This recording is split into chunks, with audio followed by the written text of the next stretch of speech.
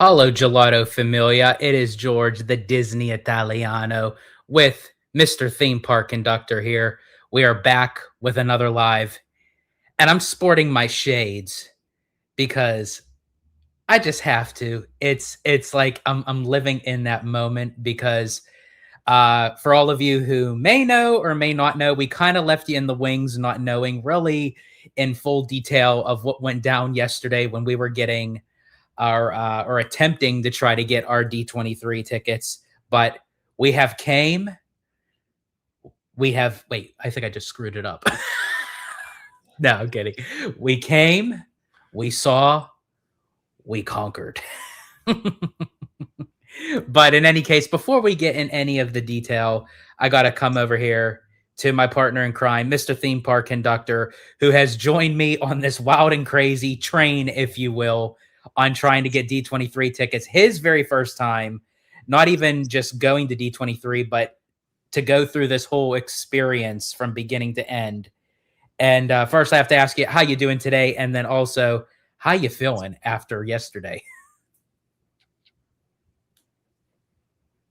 Good question. Good question. 72 hours of hell. Yeah, that sounds about right. No, but I'm doing awesome. Can't wait to talk about this live and every little sad, happy, and angry moment all in one about this experience. So I can't wait. But I've never seen anything like it. And we'll get into someone that actually helped me and George get into D23 and get the tickets, but it was definitely an experience to remember. And Can you see where my stress level comes in? Yeah, I could see it. I could see it. It was a Dragon Blood said it's a true coaster of emotions. That it was crazy. But everybody, you can find me Theme Park Conductor on YouTube and Blue Sky at Theme Park Conductor, on Instagram at Theme Park Conductor, X at Theme Park or Theme Conductor, TikTok at Theme Park Conductor 1, and every Sunday at 5 or 7 p.m. Pacific Standard Time for Conductor Sunday live stream, where we talk about D23 now, HHN, the Disney parks, Universal parks, and just all the speculation and rumors that we get into in the chat. You guys are awesome because you engage with us and we engage with you. So it's such a great time. And big shout out to Madame Lizelle, because anytime she hears I'm with George in the park, she's like, yep, I'm going. It's always a great time. So I really do appreciate Madame Lizelle very, very much. And then I got to talk to Dragon Blood last night on Instagram through messages. So I'm glad I was able to talk to him. But that's my story so far. Absolutely. And speaking of Dragon Blood, before we move in to got to give a big shout out to him for becoming a new member, Silencio Bruno member of Hello Gelato, and of course gifted some super chats, a $49.99 super chat. My experience, got on the 24-hour countdown ASAP, stayed up all night, waited in the queue for a half an hour, couldn't get a 3-day ultimate pass, came back hours later and managed to snag a 3-day convention center ticket for the afternoon. And I will get into that comment. But again, Dragon Blood, thank you so much for the super chats, for becoming a member, and also for joining today's live as well. It's always good to see you. For the $9.99 super chat, it's been a minute since I tuned in, but I am back. See you all at D23. I'm honestly lucky I got to snag tickets for a second try. Unfortunately, I have no Honda Center, but I should have loads of fun.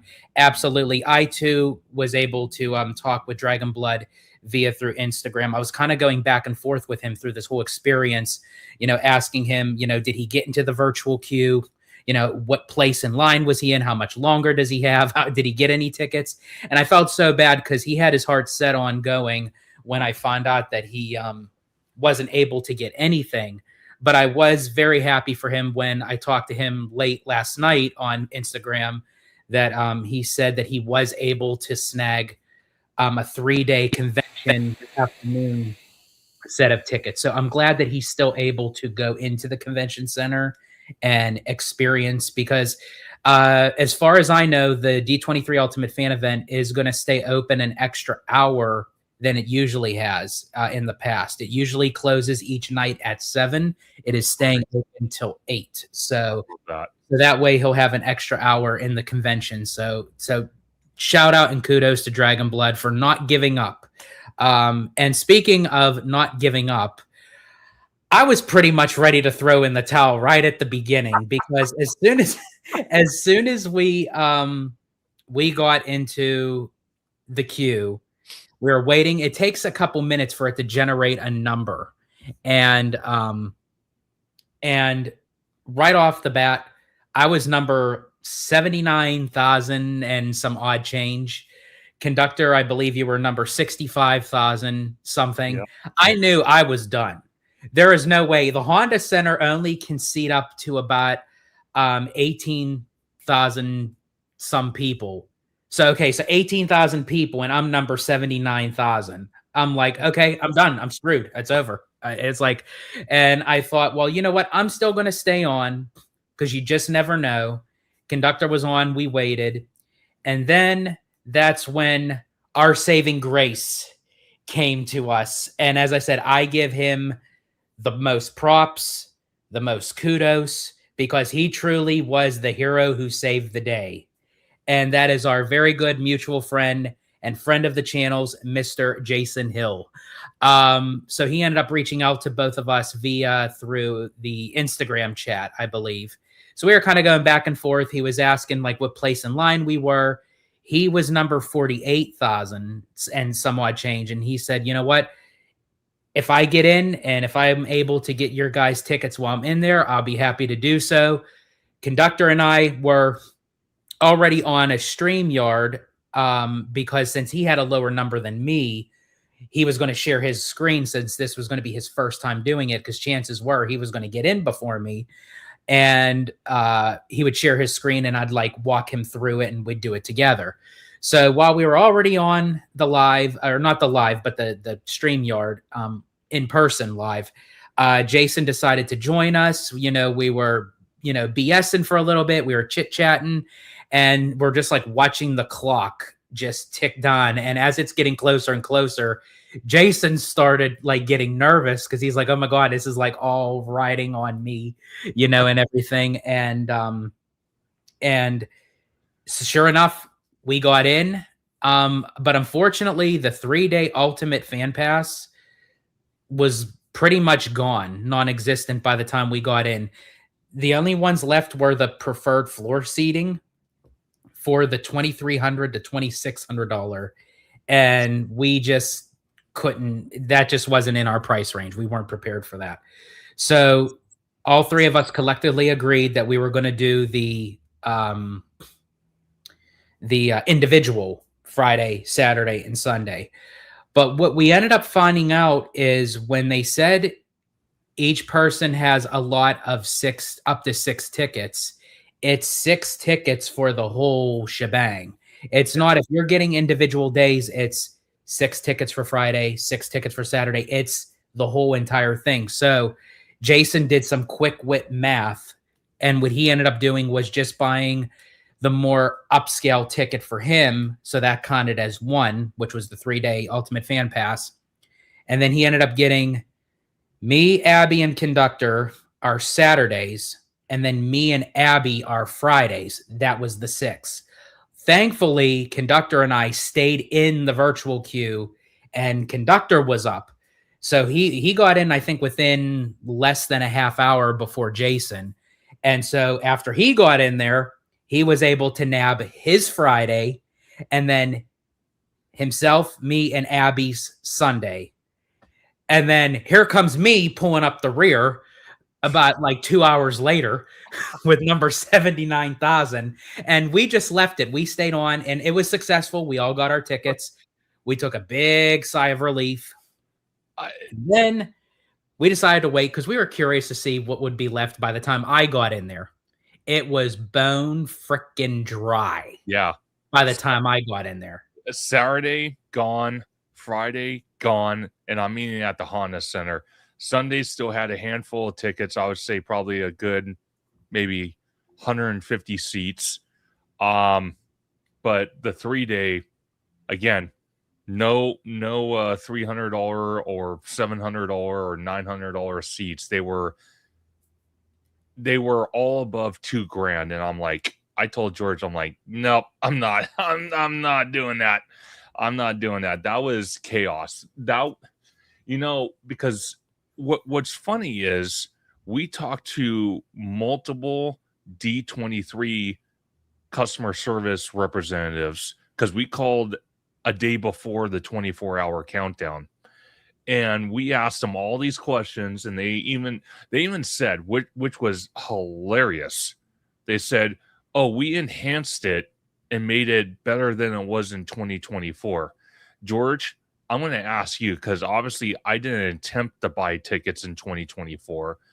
Was it any better than it was in 2024, or you think it was the same? So from my personal experience, I think it was a little better, because when Jason was in there and then when you were in there, we were able to kind of like maneuver at times where we clicked on certain seats and Sure. we're like, no, that doesn't work. Click off of them, try these seats. So we still had a little bit of time. 2024, I'm sorry, folks, I'm not going to mince my words. It was a shit show. Wow. It kicked me out. I had to reboot. I had to get back in the virtual queue. God. Everything was gone within seconds. For however many block dot tickets that they had left. So I could say it was a little better. Now, that was just to my own personal experience. We have seen on social media while we were waiting in the virtual queue, because a lot of people were updating everyone what's left, what's not, how long it's taking. But there were some people that posted on social media that went through kind of the same thing that I did 2 years ago, where they waited in the virtual queue the whole entire time. It took them to the page to purchase their tickets, and it kicked them out. It booted them out. They had to go right back in the virtual queue, but they ended up going all the way back to the bottom. So it worked better. So it worked better for me, I think, for us compared to 2 years ago, but I still think they have some.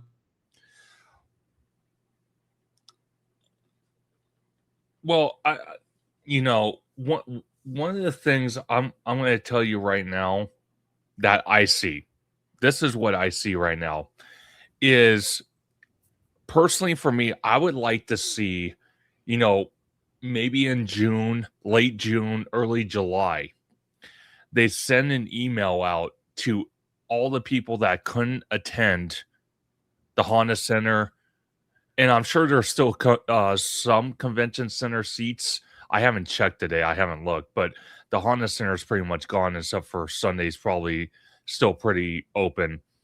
But what I would do is send an email out late June, early July, stating, hey, if you are a Disney Plus subscriber, we could sell you a virtual presentation, whether it's going to be live or pre-recorded. It would probably be live, but the thing is, it would probably be like, I don't know, 70, $80. But you can live stream it on your TV. The only thing is, they would have it retrofitted where if you're a content creator, obviously you can't do that. It's more for you watching it than maybe talking about it after, but. Or if they, after tickets, like if they have like an upcharge premium on Disney Plus, that on the day of it, that, like how they used to do during COVID in the Chapek era, where you had to pay an extra however much to unlock movies early, so it's kind of like your theater go experience. Yeah. That would be my case, that they could do the same thing, for Disney Plus subscribers or what have you. But the two things that I think that they should change of fixing the glitches and the bugs, one, they need to stop just releasing info a week before the tickets go on sale. People cannot be prepared mentally, financially, not knowing how much these tickets are 1 week in advance. I'm sorry, that's not enough. That's not enough time. So that's the first thing I wish that D23 would consider on changing. Number two is they need to stop doing this randomized raffle ticket kind of thing that pushes you into the system. It should be first come, first serve. However you click, that is your place in line. Yeah. I think my two, honestly, would be that option would be the first one. The second one is a strong tie for first, because when everybody that has a gold membership, okay, a paid D23 gold membership, which me and George are choice, so we're technically in the middle, okay, because essential, I think it's a essential, right, George? That's the $2.99, or is it the complete? So it goes essential, choice, complete. Okay. So we talked about this. We said, okay, well, once the Disney Visa card holders are done, once the charter members are done, and then it goes to the gold paid memberships of D23, it should go essential, choice, complete. What they did is exactly the opposite. They said, nope, we're going to throw essential, choice, complete all in the mix. And you can't do that, because obviously we saw people, again, online that were commenting, saying how, what a disappointment it is. Even a couple of our people in the chat here are saying it was glitchy. We got kicked out. It's horrible. It's a horrible, horrible, horrible system. And I think if they, like George said, got rid of the lottery system, first come, first serve, first come, first serve would be the first thing. The second thing is you do the tier system, depending on the price point you paid for your gold membership, your paid gold membership. That's how it should go. And it should be like in intervals of like 30 minutes. Yes. So 30 minutes, start complete. The next 30 minutes, start choice. Then the last 30 minutes, do essential. Yep. 100%. So we got SD Drawings in the house. Welcome in, SD Drawings. We haven't seen you in a while. Welcome back in. Got my tickets too for my third D23. Congrats. So glad you were able to get tickets. And for your third D23. All right. And then we got Mr. David in the house. Welcome in, David. Always glad to see you. Let's see. And of course, my hollow. Wait. Yeah, I hollow to my gelato. I can't like even talk today. Abby got Abby in the house. Good Lord. And then Mademoiselle says you're still going to have a great time at the convention center to Dragon Blood. Tons of things to do there. Hope they live stream the Honda Center at the convention center. I hope so too. I know they've done it a few times in the past, but now I guess since the demand is much high, I think they stopped it, but who knows? Maybe they will. Yeah. And then let's see, we got. I would like that. And then Dragon Blood says, I cannot thank you, you guys enough for sharing the tips. Absolutely, Dragon Blood. And again, even though you didn't get exactly what you were hoping to get, but I'm glad you were able to get something. And then plus you're coming out for Disneyland and Universal Hollywood. So I mean, you're living it up. I can't wait to meet you in person. That's absolutely.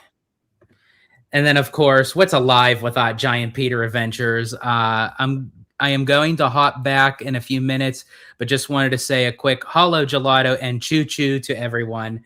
So I'm sure Peter will be back in a bit to start his shenanigans. Oh, of course. It's an honest miracle I was able to get tickets. I've been anticipating this for a whole year. And that's why I'm so glad you were able to get something, Dragon Blood. I really am, because for I think over a year, we've been kind of like chit-chatting back and forth, you know, anticipating on going and what have you. So I'm glad you were able to get something. Absolutely. And then I love Shane Ronnie. Yeah. Yeah. It says you guys can be on-site reporters. Like, this is a theme park conductor coming from the D23 floor. Oh, you better believe I'm doing that, and I will credit you that. Thank you for doing that already. I'm at the park area. To my right is the Encanto ride vehicle. To my left is the Coco replica. Here, you know what? I'll add the third option to that. Straight on, I see Avatar. Ooh. Or you could do straight on is Avatar. No, just kidding. Wishful thinking. Yeah. Yeah. Late April Fool's joke. Yeah. But no, that's actually a great idea, Sean Arani. I could definitely see like, this is theme park conductor coming to you live from the Anaheim Convention Center for my very first D23 Ultimate Fan event. We're about to go into the Imagineering Pavilion. And to our right, folks, yes, we have the ride vehicle to the Cocoa Boat ride. But to our left, we have original concept pieces of Encanto and Indiana Jones for Tropical Americas. Yeah, that'd be kind of cool. And then behind me, sneaking up behind me, is the hollow to the gelato sneaking up on me. Oh, man.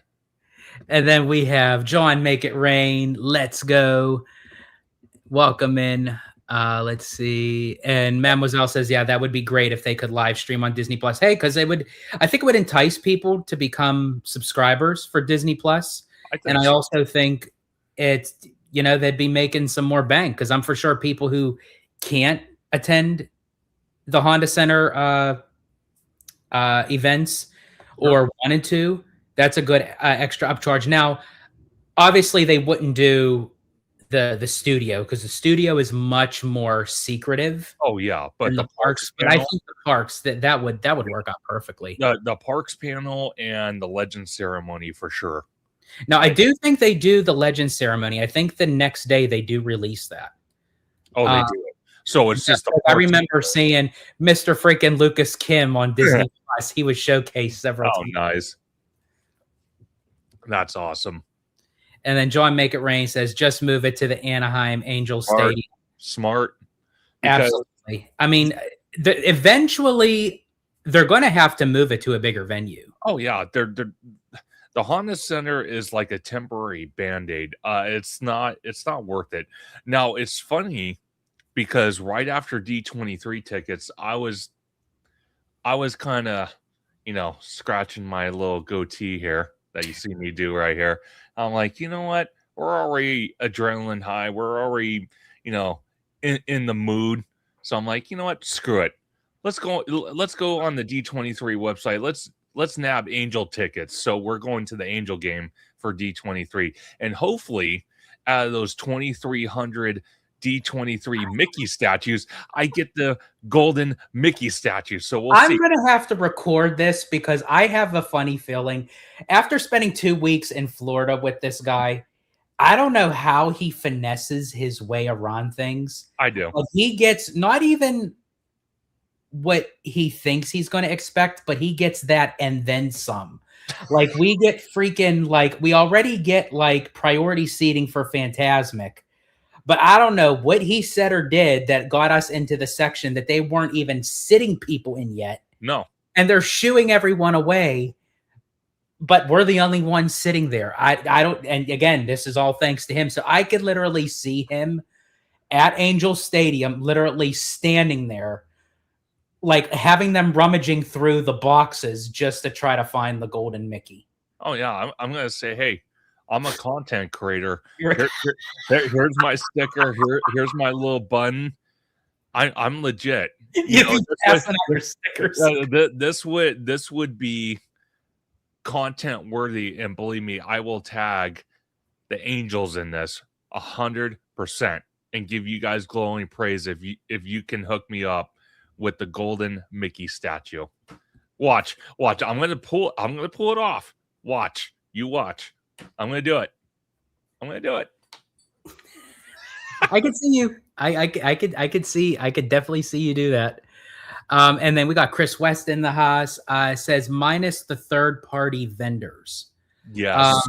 Yeah. So I think like that would be if they move it to the Angel Stadium, it would just be for the like the big events and still hold like the stuff in the convention center. But yeah, like I am gonna miss the like the third party vendors for sure inside the convention center. Now, what they're saying is that the replacement is going to be more actually stuff from, I guess, maybe the Walt Disney Family Museum or the Walt Disney Archives or what have you, because that's a huge space. Yeah. If you ever walk that area when they had the third-party vendors, if you remove all those booths, it is a big, big room. Yes. Huge. Okay. So I'm very curious. No, 100%, because Angel Stadium, if memory serves me correct, it could seat 55,000 people in that stadium. That is like almost triple of what Honda Center can hold. And the thing is, they could put the stage way out in center field and they wouldn't have a problem. I think they could do it. But speaking of third-party vendors, because I was curious, George, I went on StubHub, and they're on StubHub. There are Really 1, 2, 3 tickets available, probably from 3 different vendors. You know what? Let me see if I could share. Okay, so I will say that did get better because 2 years ago there were like buckets full of tickets on there. Let me share my screen, George, if Okay. I may. Yep. And I'm going to show you guys what we're looking at here. Okay, so let me make this a little bit bigger. I'm glad I have this dual monitor set up. It's a lot easier. Okay, so we're going to click on this one right here. D23, the Ultimate Disney Fan Event, 3-day pass. See tickets. 2 tickets available left. $1,800, including fees. Okay, now look, it's $1,800, but look where they're sitting. $436. So technically, that was like a $500 seat. Yep. Or yeah, like a $500 seat that just went up $1,300. Yep. So if we wait. Oh, actually, let me take that back. So wait, is it $1,800 per ticket or is it $1,800 for the 2? Let me see, because I don't know. Let me close some of these windows because it did it twice. I think it's for both tickets. It's $1,800. Let me see if I could click on it. No, it's $1,800 per ticket. So if you wanted both of them, it would be $3,600. Jeez, for a so technically that would have been a $500 ticket. So you're probably looking at like a little over $1,000. So you're paying an extra $2,600 for that. Yeah, that's what I mean. That is what I mean. And then if we go to the next one, which is the D23 Expo Disney Fan Event 3-day pass. This is the 14th, 15th, and 16th. 2 tickets left. Look at this. This is nuts. I'm trying to make my okay. Look at this. $2,800 per ticket. $3,300, $3,900, and that's on the floor on 112. $5,500 and $221 per ticket. That is crazy. $5,500 per ticket. Look at this one. $9,190 per ticket. This is getting ridiculous. If Disney wants to now, here's the thing. Now, these people. Now, here's the and I will say it did get better than 2 years ago. 2 years ago was wild. Yeah. But I will say this: yes, there are these people that are putting these on like black market pricing and price gouging when these could have actually went to people who legitimately wanted to go. Yep. And buy them straight through D23. Yep. That they could have had tickets for whatever price that they were going for, but they got snatched up by people that are just putting them on to not even double the price or triple the price. They may be like quadrupling the price and beyond. Yeah. And it's disgusting behavior. This one's for August the 16th. Look at this. These tickets are even worse or just as bad. $2,000. Just for the legend ceremony? Yeah, $2,600. Wow. $3,800, $3,900 for one ticket. That's not both tickets. That's one ticket. One ticket. That's crazy. This is insanity right here. And we got Ryan C. Vlogs in the house. He says, my mom was waitlisted. So, and I'm glad, Ryan, you brought that up, because that is another option that for, I'm assuming now that all tickets on the D23 website are completely sold out, because um, I guess they will start, they'll start the waitlisting process.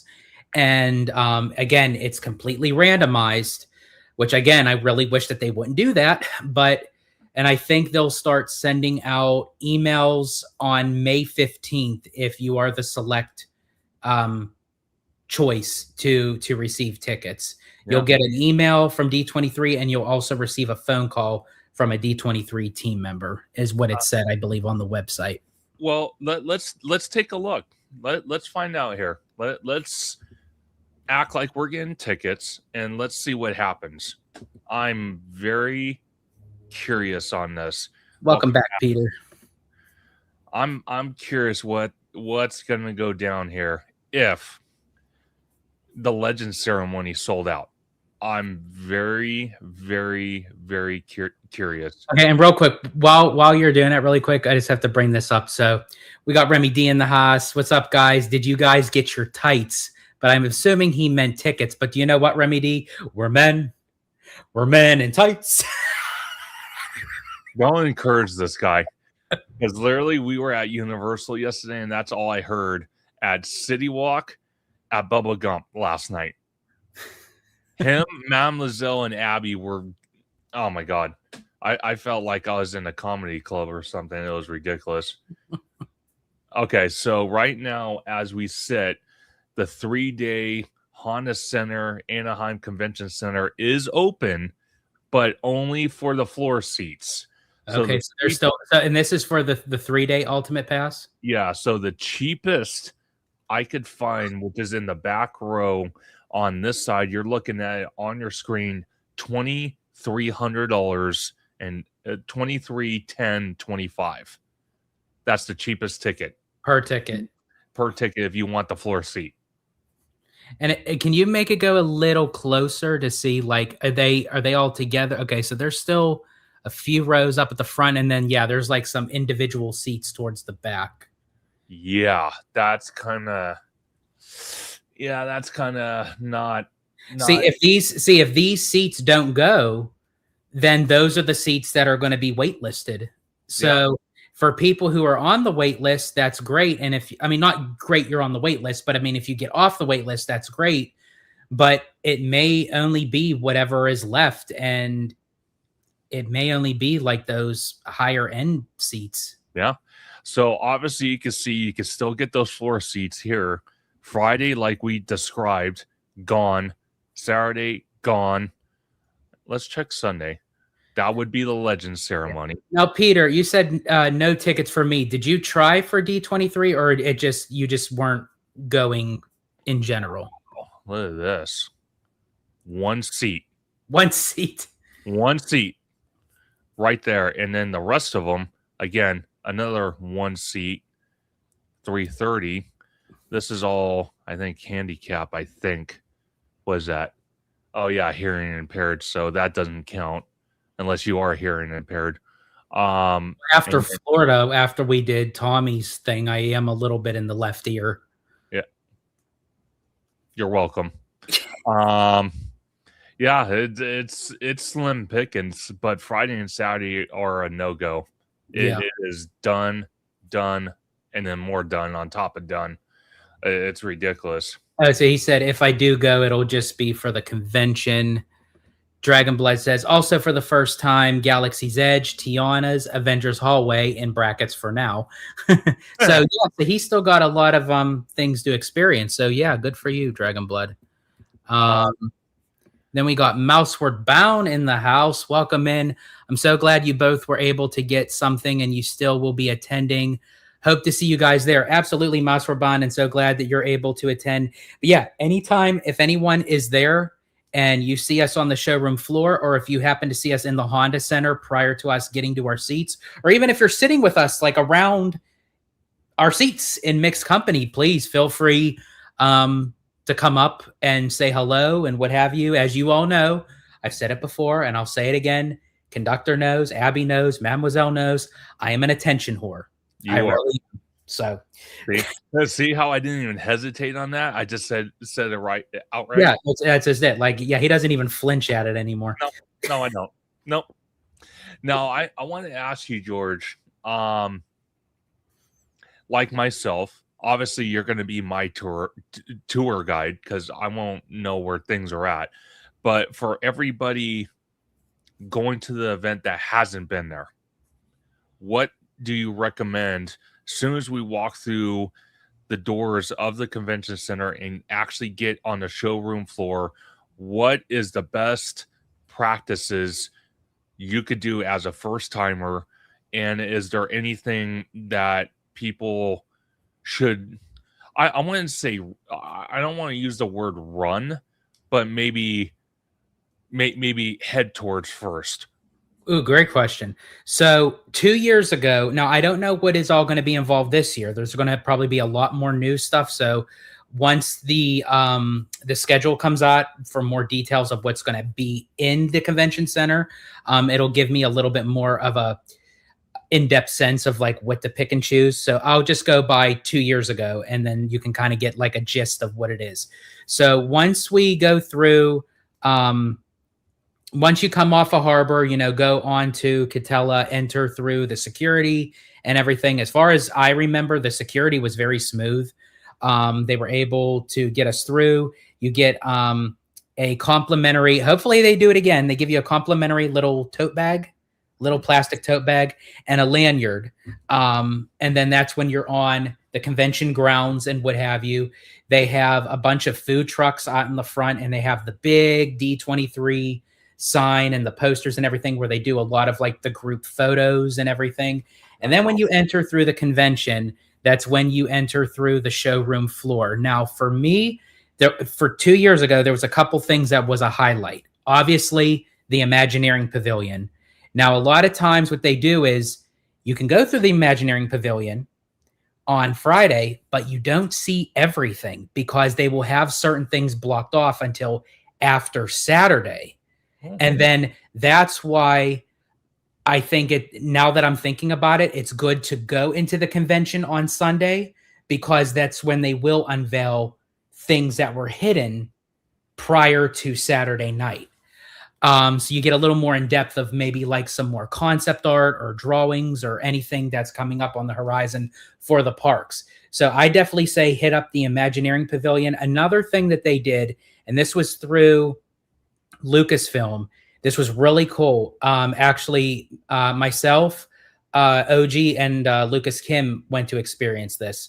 It was this thing where it was like a screen, but it was like you are standing in real time, like you are in the moment, like of what they do with the cameras, like for the Mandalorian and what have you. Yeah, like where you're actually in real time. That was really cool to experience. You could just like watch the little presentation, or you can get in line and actually be a part of it. And you can actually stand up there and look yourself into the camera while you're in that world. I think it's really cool. And I bet you they're going to do something like that with not even just Star Wars again, but maybe with Avatar. That would be kind of cool. Also, too, another pro tip is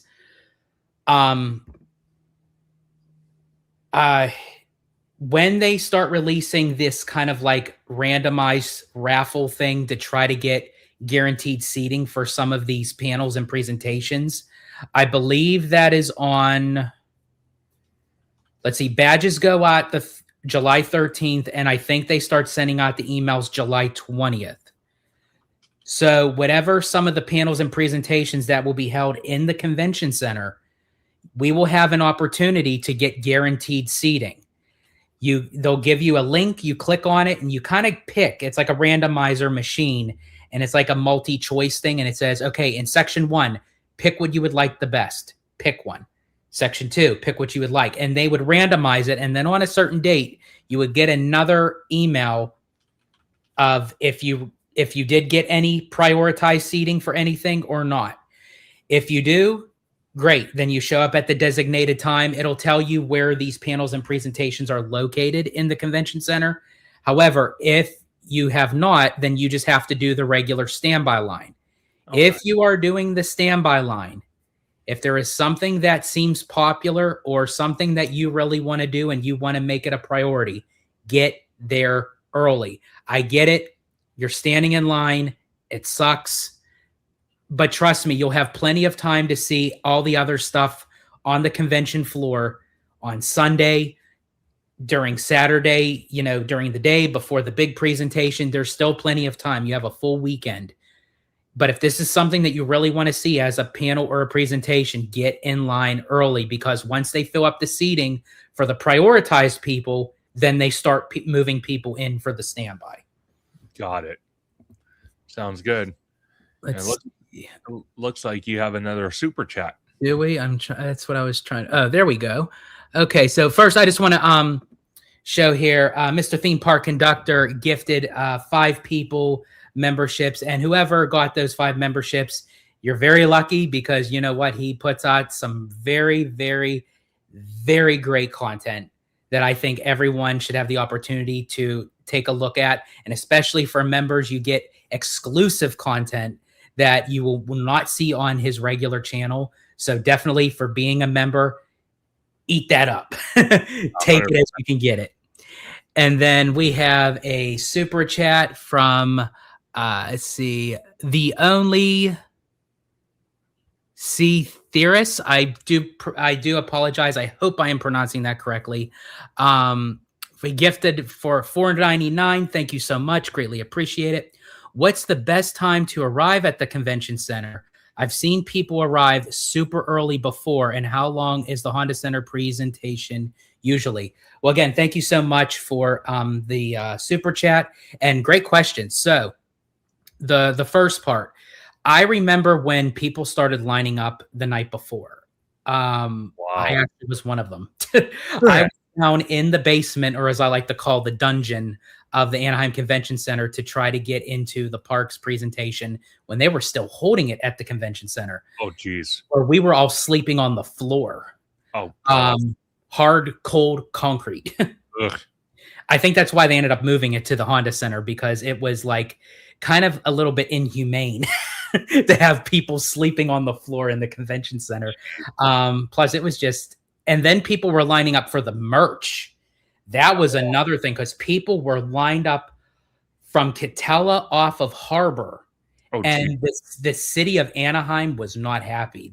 The police, because they would have to patrol the area because everyone was blocking the sidewalks. And they were not happy about it, but there was nothing they can do. I mean, you're going to tell over 2,000 Disney fans that have been waiting in line for the merch. It's like, so I think the city of Anaheim talked to Disney and D23 about that. So you can arrive. They said that the convention opens, I believe everything opens up at 9, but you can start lining. I think people are going to probably start lining up like several hours, prior. Wow. That you could still like stand, in line just to get into the convention.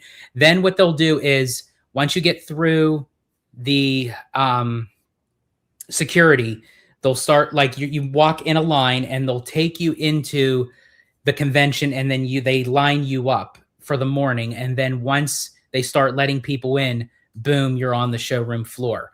So again, I think it also depends on of each person's individualized priority. That again, once the schedule comes out, if there are certain things that are happening in the morning, maybe there's a presentation you really want to see at, say, 9:45 a.m., 10 a.m., sure, then you want to be in that convention by the time it opens at 9 a.m., because once they open those doors, as much as you want to see everything else, get to that standby line early. If it's at 10, if the doors open up at 9, you get your butt in line and wait. And again, I know it's going from a line to a line, but I guarantee you a lot of these presentations are worth it depending on what you are into. I've attended the Aladdin, I think it was the 30th anniversary. Oh, wow. I think it was, if I'm not mistaken, 1, 2, 3, 4, 5, 6. Yeah, I think it was the 30th. And they had the actors from the movie, from the live action and the animated. It was, they did live performances where they sang A Whole New World. It was a great show. I also was able to attend the unfortunate but very, very well done and beautiful tribute to Richard Sherman. They actually had his memorial service as one of the presentations Oh, geez. at D23, and it was done on the spot because no one knew he was going to pass, and they did it lickety split. And I tell you what, without a hiccup, that thing went off without a hitch. They had Haley Mills, Leslie Ann Warren was there, Leonard Maltin, everyone. Richard's son was there, the rest of his family, and they were John Stamos hosted it, and they were playing, Feed the Birds and songs from Mary Poppins, and it was me, Jason Hill, OG. I could have sworn there was, and Lucas Kim. There was 4 of us that we attended, and there we are, 4 grown men, and we're just sitting there like bawling, like while they're playing Let's Go Fly a Kite. And I think what really got me the most out of that presentation was they had a piano on stage. It was his piano, or not like his, but like a piano that he used, and they had it synchronized digitally to Richard's playing. So it played live digitally, but it was almost like he was playing it. That's cool. The most weirdest in the most beautiful, great way ever. And as I said, that was again, to my rambling, I think depending on what you want to see and what you want to do. Now, if you're going to just do a lot of like a walk around the showroom floor, I don't think you really have to go super early. You can kind of like meander, through things, unless again, there's something on the schedule. And especially with merch, if you're going for merch and you want to get into the store, get there early. I'm for sure they'll give more finer detail information about virtual queues for that. That's going to be a nightmare. Because, I think honestly, out of everything, a lot of times the stores, especially like the Mickey's of Glendale, gets very popular. The Walt Disney Company store, people go nuts. Well, I'm going to tell you this. Okay, so my plan of attack is going to be, obviously, I want to do another live stream with you when they release those details. Oh, absolutely. But from kind of just hearing what you've said, watching other people post about it in previous years, I think Friday is going to be my priority. First thing in the morning, do the merch shopping. That's going to be priority number 1. Then after that, kind of, walk the showroom floor, not do a crazy a lot, but enough where I feel satisfied. Then, because we don't know what time the studio panel is at Honda, right? Or do we? Yeah, I think they said it. So I think it's at 7, right? 7. The studio and parks are at 7. Okay. And then Legends is at 1:30. Oh, wow. Okay. So yeah, Friday morning, I'm going to do merch shopping, walk the floor. Then Saturday, well, again, I like you said, George, I have to wait and see what the schedule is, because there might be something I personally want to see. You know what I mean? Yes, absolutely. And that's another thing too. I'm going to say this to you directly as well, conductor. If there is something that you want to see and do, as I said, we could always, break off if you have to go. If your virtual queue is up for shopping, go. We'll meet back up for like whatever else we want to do. Yeah, don't let that stop you from something that you want to do. And also, again, it may be something that I want to do, but yeah, that's kind of like the unfortunate thing that you have to kind of pick and choose at times, because there are certain things that will overlap, and you have to finally go when they release the schedule. You have to like literally look at. So what I like to do is I like to pick all the things that I want to do first, and then I look at the times. And if there's certain things that overlap, it's like, okay, between this, and this, what do I want to see most? If I can't get in, what is my second plan of attack? It's this one. 100%. Let's see. We also have, Give me a second here, folks. We got another super chat. We got Mouseword Bond for $6.99. Just based on the information that has been released so far, what is the one thing you're looking forward to the most for this year's D23? Conductor, I'll let you take that first. Okay, so I'm gonna go to the parks panel because the studios I kind of feel I'd botch it, so I'm just gonna go straight to the heartbeat of the D23 event. I'm gonna go to the parks panel. One thing I would love to see that has been heavily controversial ever since they announced it back in 2024 from Bob Iger himself during a what was it, earnings call? Or for which one are you referring to? Avatar. For Avatar. I think it was the earnings call. If not, it was one of the if it's not an earnings call, it was for the shareholders. Yeah. Okay. Well, either way, it was announced back in 2024. And, you know, since there's so many... Oh, it was 2023, actually. Okay, well, 2023, that's even worse. Yeah, because I think, even more. That's worse. Yeah, because it was when it was his first one back after the fire Chapek. Yeah. Okay, that's even worse. So, personally, for me, I would like to see more detail about Avatar. And actually, to go a step further, if they want to do a scale model, like a updated version of it, I would be okay with that, to see it on the convention floor. But what I would really like to see is something like probably many of you see on X all the time from Bio Reconstruct. I would like to see that type of artwork from Disney and kind of give us an overall view, like an aerial view of what Avatar is going to look like in the Hollywood backlot area and how it's going to fit in to that area. I think we need that type of detail because right now, as of this morning, when I looked on social media, and again, I take everything I read on social media with a grain of salt unless I could put fact behind it. I will tell you, there was something I read where someone posted, I think it was from KTLA 5, which is pretty reputable. They said a former Imagineer was concerned that they might be delaying the Avatar news, like more detailed news about it, because they're still not 100% sure they want to put in the Hollywood backlot, even though they keep saying they want to put in that location. But a former Imagineer told KTLA 5 that information. So I don't know what's going on. So I definitely want clarification on that.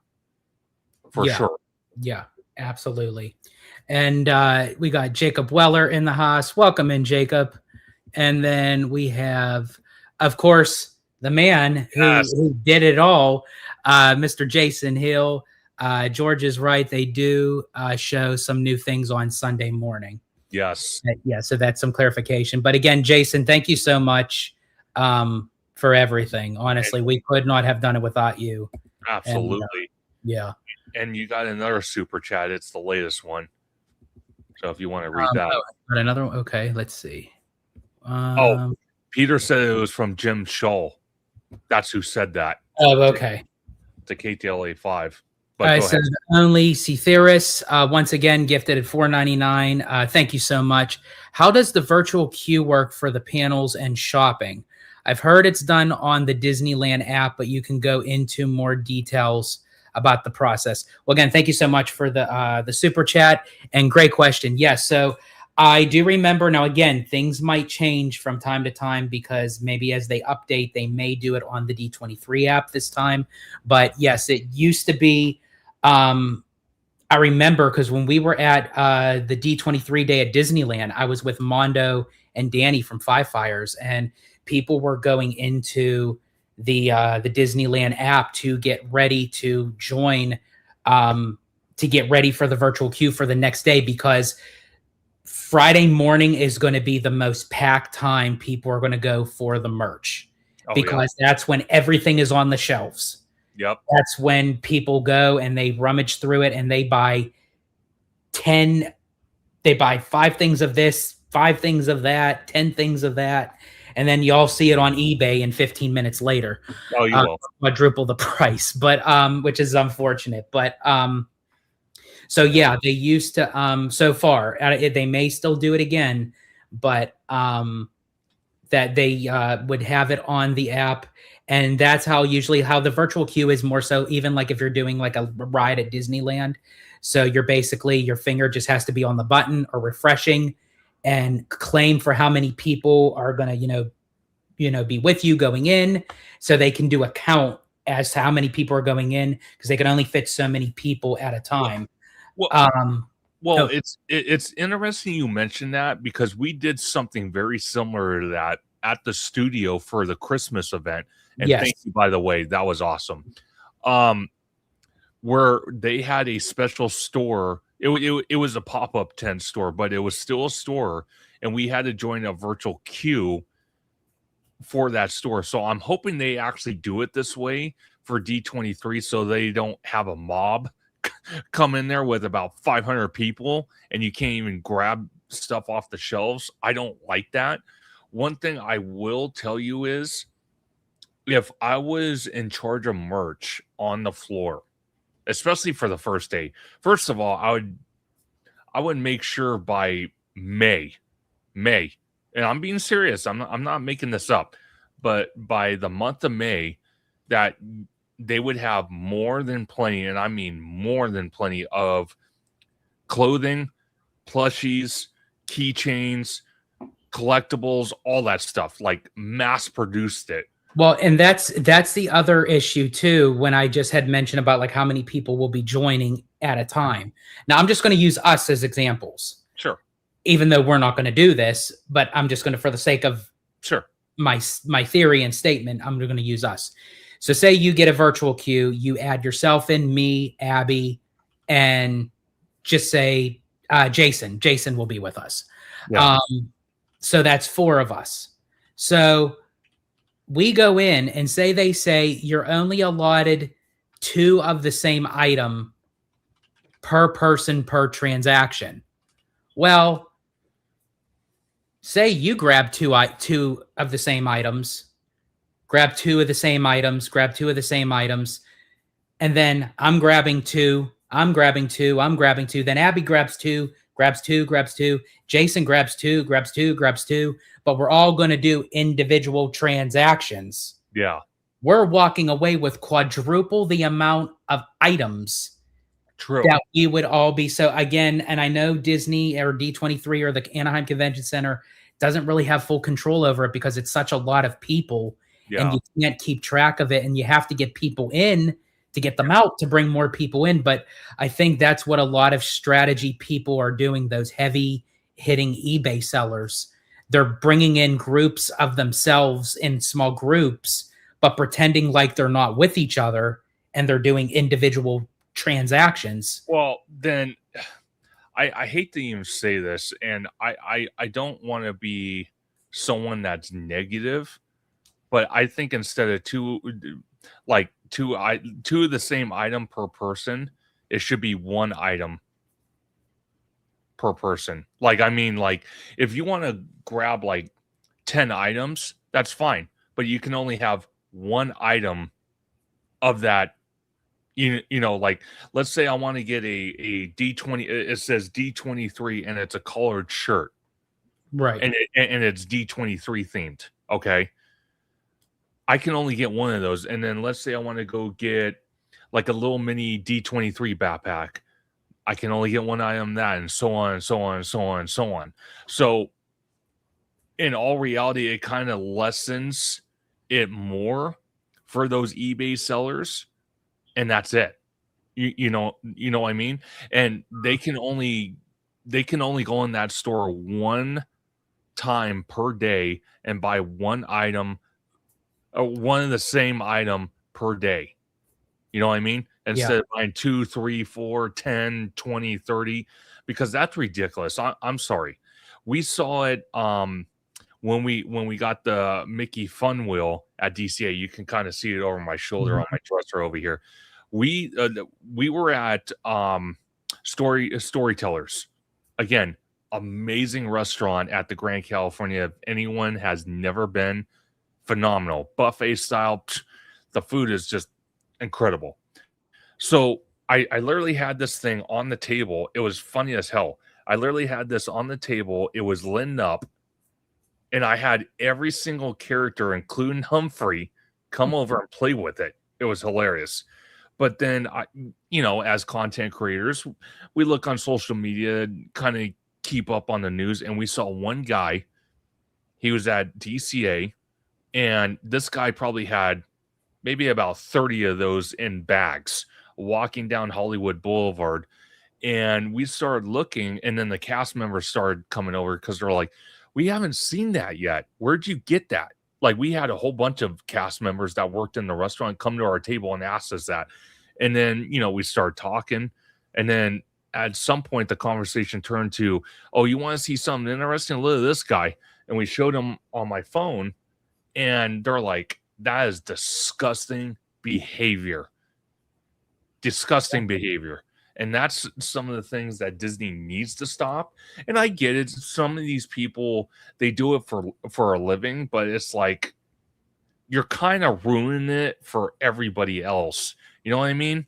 Because I can't tell you how many cast members came up to our table wanting to buy one of those. And because that one guy or several guys went in there and bought 30 of them just to go on eBay and sell them for like triple the price, it ruins it for the cast members. It ruins it for guests that come later that day that couldn't make it in the morning. You know what I mean? It's just horrible. I agree. Yeah, and they always say you're only allotted for 2, and I don't know how he ended up with 30. But again, I think it's in numbers. When you have like a group of people and they all disperse out, that's how they end up getting them all. To your second part of the question, for like the panels. So when it comes time for the panels, again, if you have purchased D23 tickets, or you're going to have a ticket in your name, remember folks, also too, transfers for badges starts this Monday, April 6th, and runs to July 10th. Yes. That's your allotment time. So if you bought badges for other people, that's going to be in your party starting on Monday. That's when you could start the process by putting the badge in their name. However, just know when you put their badge in their name, all the badges, when they send them out on July 13th in the mail, they're going to come to you, the original buyer. But it will be in their name after you do the transfer, but all the badges are going to go to you. So just also keep that in mind. That's another pro tip. And also July 10th, the opening day of Moana live action in theaters. Just had to throw that out there. You're welcome, Disney. Yeah. Anyway, so for the panels, starting on July 20th, that's when they'll start sending out emails for people who have bought tickets, have their badges and what have you. And that's when you can randomly try to get prioritized seating for certain panels. As far as I know, I don't know if they're going to add any extra virtual queue for these panels. If not, then it's just by the wish of luck. If you happen to be at the right place at the right time inside the line, as I said, get there early if it's something that you really want to do. Majority of the times there were like 1 or 2 panels that I had priority seating. The rest I did standby. I was able to get in them. But then again, as I said, I was there early. As I said, for the Aladdin 30th anniversary, I did the standby. I went early. For the Simpsons panel, I went early because I didn't have any. I didn't get any of the like the raffle things. I'm not sure if they had them for that year yet. Because I went to every single D23, so it's interesting. Kind of talking about the parks panels and what does me actually do this, because you've actually said be true D20 all the way back to 2009 when D23 first started. You actually figured out over time that it is a lot easier to take Uber from the convention to the Honda Center and Disney's transportation, because Disney's transportation could be literally a nightmare. Can you clarify on that? Yeah. There. I remember, like, people can take the shuttles and everything, and people get there on time and what have you. Sure. But I remember, like, I told OG, I said, we're taking an Uber. I'm like, I'm not messing with the shuttles. I'm not messing with that traffic going in and out. I'm like, so what I like to do is I don't even like to get the Uber from the convention center. Okay. If you are staying in a nearby hotel, go to your hotel and get the Uber. Okay, smart. And I do want to ask, if you're still in the chat, the only C theorist, are you attending D23? Did you happen to get tickets? Let us know. John asks, will you guys schedule the Uber? Yeah, we'll schedule it more than likely, or we'll just call one, because I have a feeling like around like venues like the Honda Center, Angel Stadium, Disneyland, Universal, I kind of feel like the trying to get an Uber, you could either schedule it or you could just call one, and they're pretty quick, because they usually like to stay in high trafficked areas. So I don't think we're going to have much of an issue trying to call an Uber, but we might try scheduling Ubers as well. It really honestly depends what's going on at that current moment. Absolutely. And just so you know, folks, I am still going to get through the chat here. I greatly appreciate your patience. You guys are just having some great questions and everything, so it's working. Yeah. Definitely. So and Abby gifted 5 people Hollow Gelato membership. So I'm not sure who got the membership, but thank you, Abby. Yes, whoever did. The only theorist, he commented, it's the latest comment if you scroll to the bottom. Okay, I'm gonna scroll down. And he said, yes, I did get D23 tickets. It was quite chaotic. I'm going all 3 days for the convention center, 1 day for the Honda Center. Okay. So for the 1 day at the Honda Center, are you doing Saturday? Is that the is that the park? Let us know. And then Peter says, best place to go to during D23 weekend is the Grand Cali. All the celebrities are over there, so they're all staying at the Grand Cali. That's interesting. I would honestly think the Grand Cali and maybe the Westin. Oh, there she is. And speaking of the hollow to the gelato, there she is. Special appearance. Love it.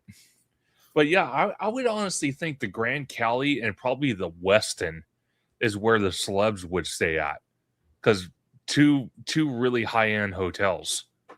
Yeah, probably honestly the hotel that's literally right next to the convention center, or if they don't have any presentations at the convention center and they're just due for the Honda Center, they may put them up at a higher end of hotel near the Honda.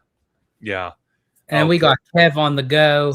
The Westin is my hotel. All right, Kev. There we go. Big bucks. Big bucks. Let's see. And John Make It Rain says, outside of the parks panel, what tends to be the most popular booth at the convention? Oh, George would know that. Ooh. He has to think about it, because there's I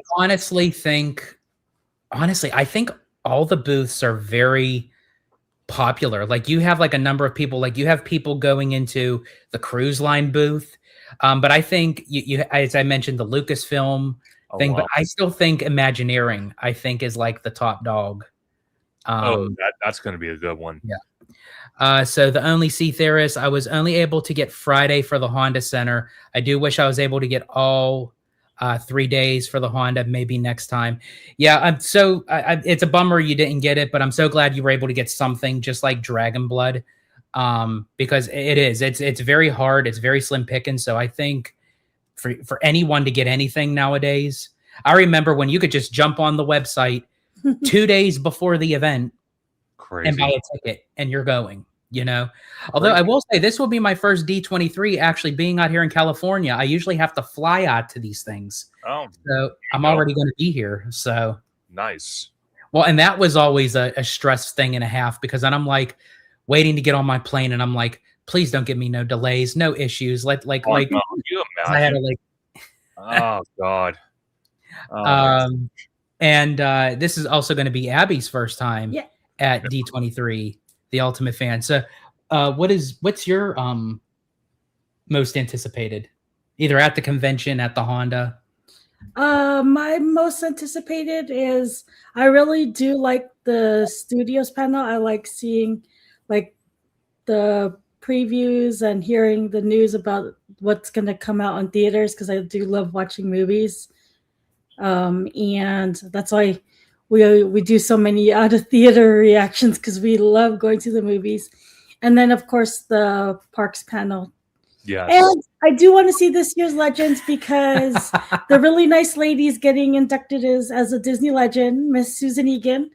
The first time I saw her and she complimented my outfit, I did not know who she was. I just said she was such a nice lady. And then the second time we saw her, I told her I did not know who she was the first time. And then she thought, it's okay. She hugged me. So I think it's going to be great to see her get inducted as a legend, because that's awesome. I went from not knowing who the hell she was to to apologizing and getting a hug from her. So yeah, and so she got a hug to a future Disney legend. Yes. I love it.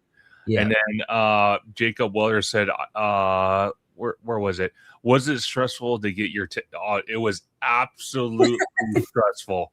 Thank God for the angel in heaven, Jason Hill, for saving the day. Because if it wasn't for him, I know if it wasn't for him, I would have been screwed, because it wouldn't have been relied on me. I think if it was just the two of us, it wouldn't have been. I think we would have gotten Friday and Sunday. I still don't think we were going to be able to get Saturday.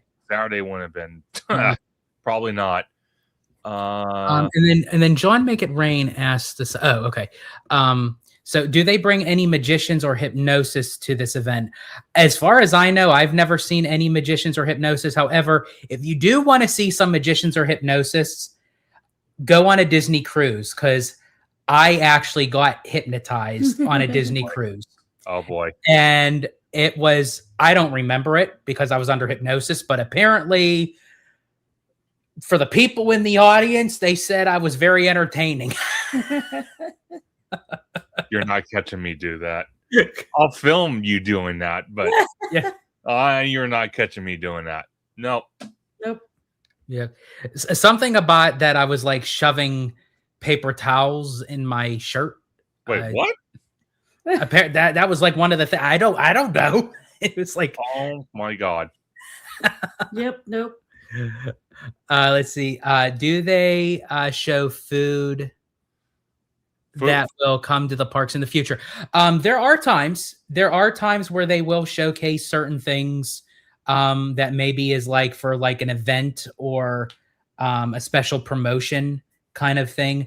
They don't like heavily do it, but like they may showcase small things here or there that, like, if they're announcing something, like I know when they showed for the 70th anniversary, they kind of like very briefly showed like some of the foods that were part of the 70th. So they may do it in that format. Also, another fine tip: if you are hungry and you want to get something to eat, please go outside and support the local food trucks. It helps their business. The food is really good. I get it. It's pricey, but all food trucks are. Do not, and I repeat, do not waste your money on the convention center food. It is disgusting. Disgusting. Not D23. Disgusting. You broke it down pretty good. Thank you. You won't catch me doing that, because I'll tell you what. I've had some pretty awesome food from food trucks. I'm not gonna lie. So I'm very excited to see what food trucks get permitted to be at the convention this year. I can't wait. Absolutely. And Kev, I completely agree. Nothing beats the 2015 Imagineering Pavilion where you entered the recreation of the Imagineering building. Yeah, that was really cool. It was so well done. What like an entranceway to enter in through the pavilion. I think out of all the WDI pavilions, yeah, I agree. I think 2015's was the best. Wow. I think. And then perfect. Sean Narani says, I think when Marvel became a part of the convention, it started to become harder and harder after each time. That's a very good point. I like that because then you started getting all the Marvel fans and then even the Star Wars fans. You get all the diehard people that are coming in. I honestly think D23 and I think Comic-Con, both. Yeah, Comic-Con's getting harder and harder to get tickets with. And I think D23 wants to get to that level of Comic-Con. Oh, they do. Yeah, I mean, they're already starting to, but I think they want to like get like beyond Comic-Con. They want to beat Comic-Con. Mm-hmm. They want to taste their blood. Anyway, so wow. Giant Peter Adventures. I can just imagine George's family waving goodbye to him, wishing him D23 luck at the airport. Yeah, pretty much. It was like, because I used to get up super early in the morning, like 2 a.m., like make sure I was out at the airport. And what was really cool about traveling out here for D23, I will say there is some memorable moments being out of state coming over for D23. Sometimes, not all the time in the Pittsburgh International, but whatever my connection flight was, whether it was in Dallas or Denver, chances are if people were flying into California at that time, they were going to D23. So there was a slew full of us that were all in Disney bound and Disney attire, getting on the plane. So we got to sit next to each other. So the time like flew by. And we got to talking and everything. And actually, she's not wearing it right now, but I made bracelets. And it actually says, I think the Disney Italiano and Mickey Mouse. I gave them both to Abby because it was the year that I actually met her in person. And I gave them to her. But I actually made those bracelets on the plane to D23 with the person I was sitting next to. She used to work for Disney in marketing. So... She was going over, to experience D23. She no longer like worked there anymore, but she does this hobby where she makes bracelets and she has like the little letters and the little beads and everything. That's cool. So in and out of consciousness while I'm trying to sleep, she asked me if I would want to make some. And I was like, yeah, sure. So I did one for Mickey Mouse. I did the colors, red, black, yellow, white. That's so cool. And then I did one for me, the Italiano. So I used the red, white, and green colors for the Italian flag and everything. Yeah, that's hilarious. I love that. So the only Sea Theorist, do you collect the RSP limited edition pins from D23? Are they worth it? I have to say the pins look badass. They look cool. Now I do know people who bought the ultimate preferred seating tickets were able to get these part of their ticket package. Yes. As far as I know, I don't think that they released them yet for regular purchase.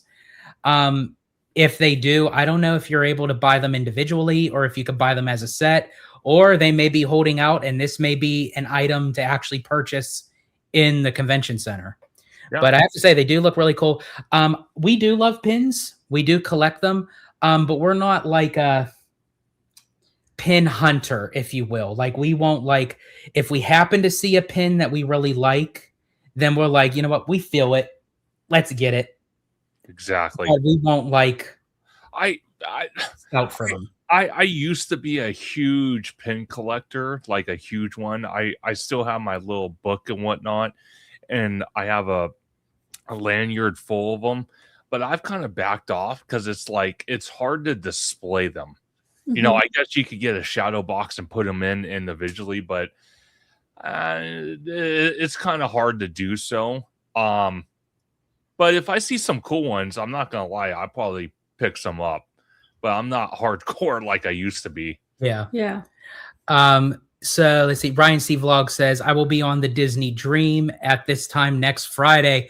Ooh. Not jealous at all, Ryan. Not jealous at all. Well, actually, I guess I can't really say that because we're going to be on the Wonder in You are. Weeks. less than 2 weeks, 10 days. I'm 10 going days. to be jealous. Yeah. So happy sailing travels, Ryan. Being on a Disney cruise is always the best. That's another thing that I think we're going to be hearing a lot at with the parks panel, because they're going to have to do a lot of fill-ins, but I think we're going to get some big news coming from DCL. I think so. I 100% think so. And Jacob Weller says, did George go shirtless for the ladies underneath hypnosis? Okay, well, Jacob, here's the question for that. I can't really answer that because I was under hypnosis. However, I did go shirtless without being under hypnosis. Oh, and for all of you who don't know the story, this was on a Disney cruise. This was in the Adults Club, and it was with a good friend of mine who I met on the Disney cruise, and he and his wife, they basically kind of adopted me into like, just to kind of stay with them and have fun at the clubs and everything. So we were playing this game, and they give you a random song, and you have to reenact something that kind of like portrays that song. So it was he and I's turn to do it, and they just randomly picked a song, and it was a song "Pour Some Sugar on Me" by Def Leppard.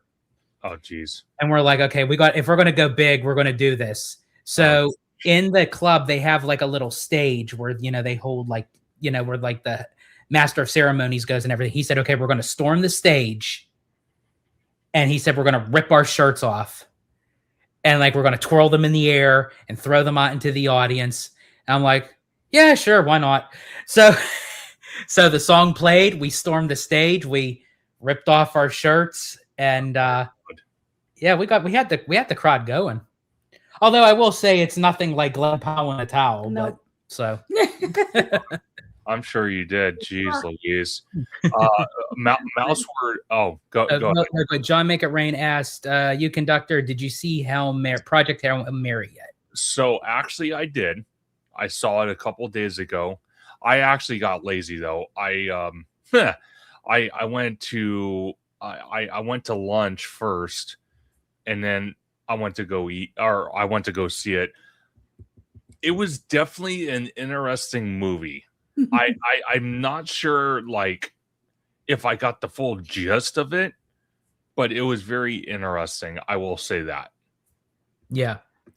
And Mouseword Bond, thank you for refreshing my memory. I do remember David Blaine coming out at the Honda Center because they gave us, I wonder where that pack went. I might have it still in my backpack. Didn't they give like cards? It was a pack of cards. That's and cool. We each got a pack of cards, and he actually did the trick with us. And oh my God. And we were like holding the trick in our hand, and we were like, oh my God, how'd he do that? Like, wow. We just performed magic in our hands. Thank you, Mouse War Brown. I completely forgot about that. That was during the studio's presentation because he had a special on Disney Plus. So he came out to promote that special. That's right. I forgot about that. Interesting. Let me see. Mouse Word Bound also had a comment. They said, I was very surprised that there wasn't any merchandise available for purchase at checkout when buying tickets. No water bottles, t-shirts, hats, or lanyards, not like previous years. So previous years, you can actually buy D23 merch when buying the tickets? Yes. Really? So 2 years, and this is actually the first year that they haven't done it. Yeah, they used to, when you were in the checkout, you can do it as an add-on. They used to have like a little D23 backpack or water bottle or pin. You could either buy them like individually, like of how many you want, or you can buy it as a set, which was like a couple $100. But yeah, this that's cool. Yeah. Oh yeah, and the t-shirt, because I have the t-shirts from previous years. I'm surprised they didn't do it this year. Wow. Interesting. Giant Peter Adventure says David Blaine is insane. The frog on his throat trick was wild. Yeah, I remember having a frog down my throat for many years, but after I saw in the divorce papers, it was all gone. But you're welcome.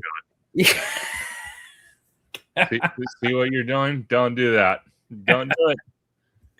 And then Peter says, I still want to do Mickey's of Glendale at Imagineering. We were able to do Mickey's of Glendale at Imagineering. Great store. Great, because there were some items that actually Conductor actually liked from there. I have a couple polo shirts that say like Wed Enterprises and stuff like that. So that's where you're able, and that's the kind of stuff that they'll have at the convention center. And that's what I'm going to aim for, because if many people don't know what Wed means, that's what the Imagineers were called back in the day when Walt Disney himself was alive. So I definitely want to get that because I love wearing polo shirts. Oh, absolutely. I do too. I love polo shirts. I love button shirts. I love Hawaiian shirts. Yes. Sometimes I like to go without a shirt, that's, yeah. Anyway, oh my God. Wow. I told you, man, I have no shame. No, you don't. No. You don't. Nope. Oh gosh. Does anyone else in the chat have any questions? Throw the chat. I love these questions because these are very important questions to know. Okay, let me ask you, because me being someone that's going to be going for the first time, trying to think. Yeah, I know. The ex-wife jokes are funny. Don't get me wrong. We did get some more updated information. I'm going to see if I could try to find it, if I can find it, about what is going to be allowed into the convention center and what's going to be allowed into the Honda Center. If you want to just clarify for anybody going for the first time that may not know. Yeah, so we ended up calling D23 the day before tickets went on sale for us. So it was on April 1st. And I had Conductor on. We were on StreamYard.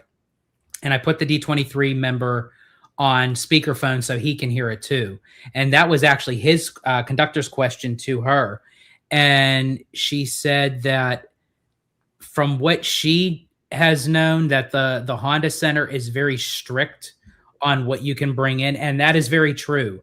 I had a chain that was connected onto my wallet. That's like a hook-on chain. Oh, yeah. I used to have one. Yeah. They had to remove it. What?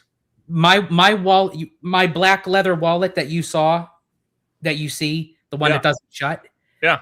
That had a chain, a thick chain to it that was a clip-on. Honda Center had to remove it because they said that is a weapon. That falls under their guidelines that it could be used as a weapon. Oh, geez. So, God. Yeah, they're very strict at what you can bring in. So because Conductor was asking a lot, like for like recording stuff, like obviously not like a selfie stick or what have you, but like a little mini tripod or his mics or what have you. But she kind of hesitated with that and said, like, I don't really know, because the Honda Center and the Convention Center run completely different. So. Well, it's interesting you asked that, George, because John Make It Rain actually asked a comment. He said, is the security for this event the same as the Disney events? Yeah, so when it comes to D23, a lot of the security is coming from the Convention Center. The security is coming from the Honda Center. So you're not dealing with Disney security. And also, too, even when you're in the Convention Center, when you see people walking around, there are many different workers that are working there.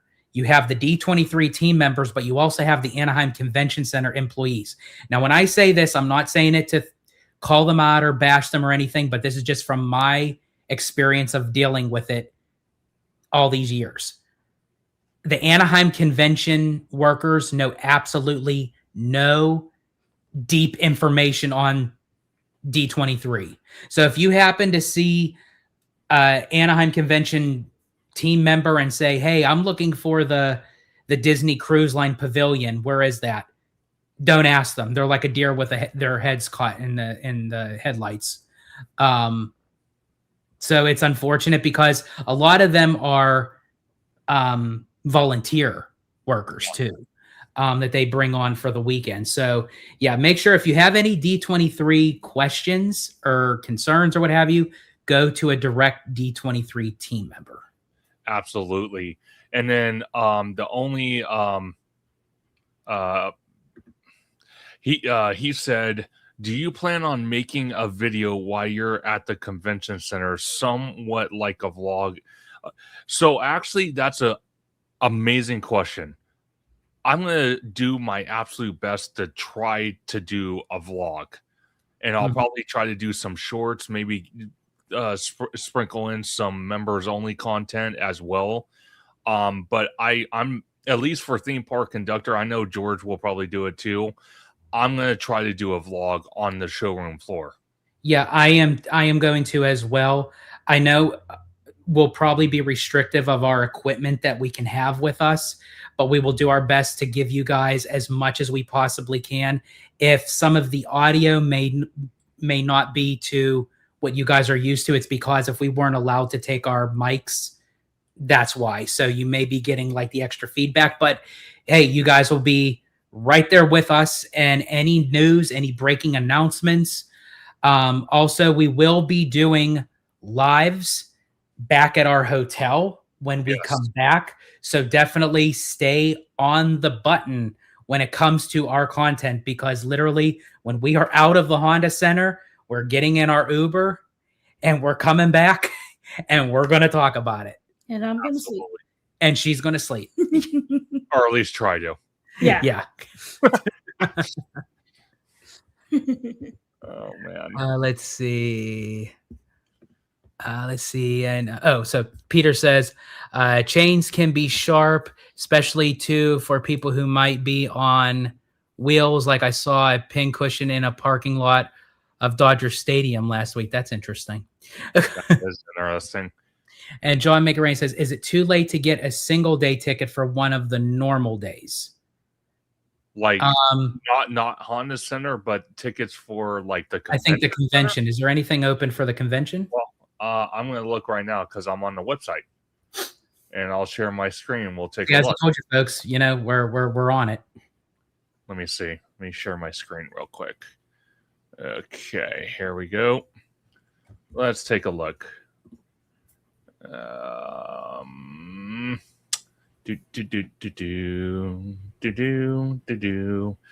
Yeah, so I'm, you know, why this is loading, I'm going to probably call D23 or have George do it since he's such a veteran at it anyway, and find out if we can bring at least mics in there, like the little mini mics. The handheld tripod may or may not be an issue. I'm not 100% sure yet. But I'm going to at least try to get the mics in there. See, why couldn't it go that fast for us yesterday? Yeah, it would have been nice. So it's not everyone's trying to go at the same time. Exactly.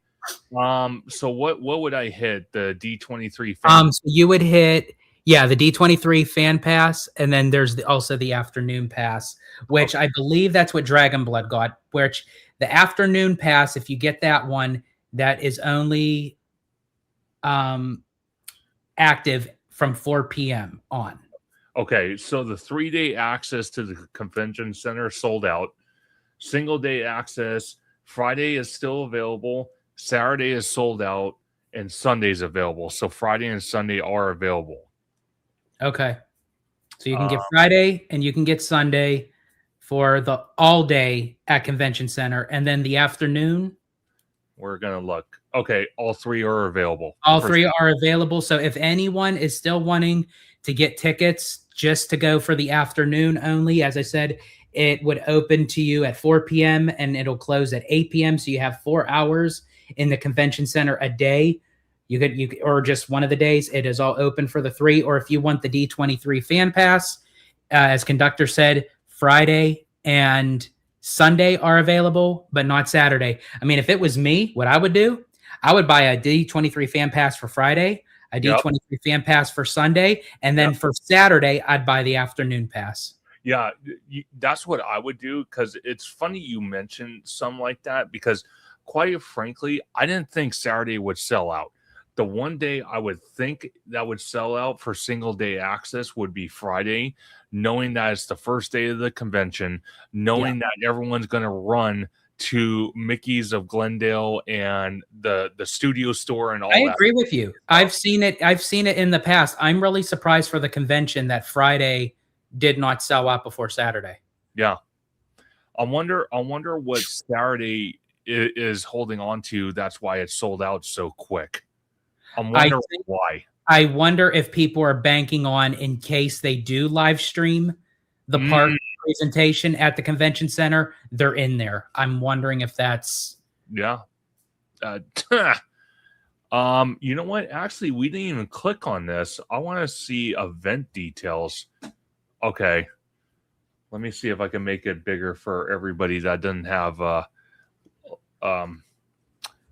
laser eyes and can see 100 million miles away like I can't. It says event details. Friday D23 Ultimate Fan Pass includes a seat for the Friday evening presentation at the Honda Center and same-day access to all experiences and shopping at the Anaheim Convention Center. This is what I really want to read, because they might clarify stuff. D23 Gold members must... Okay. Who gives a hell about that?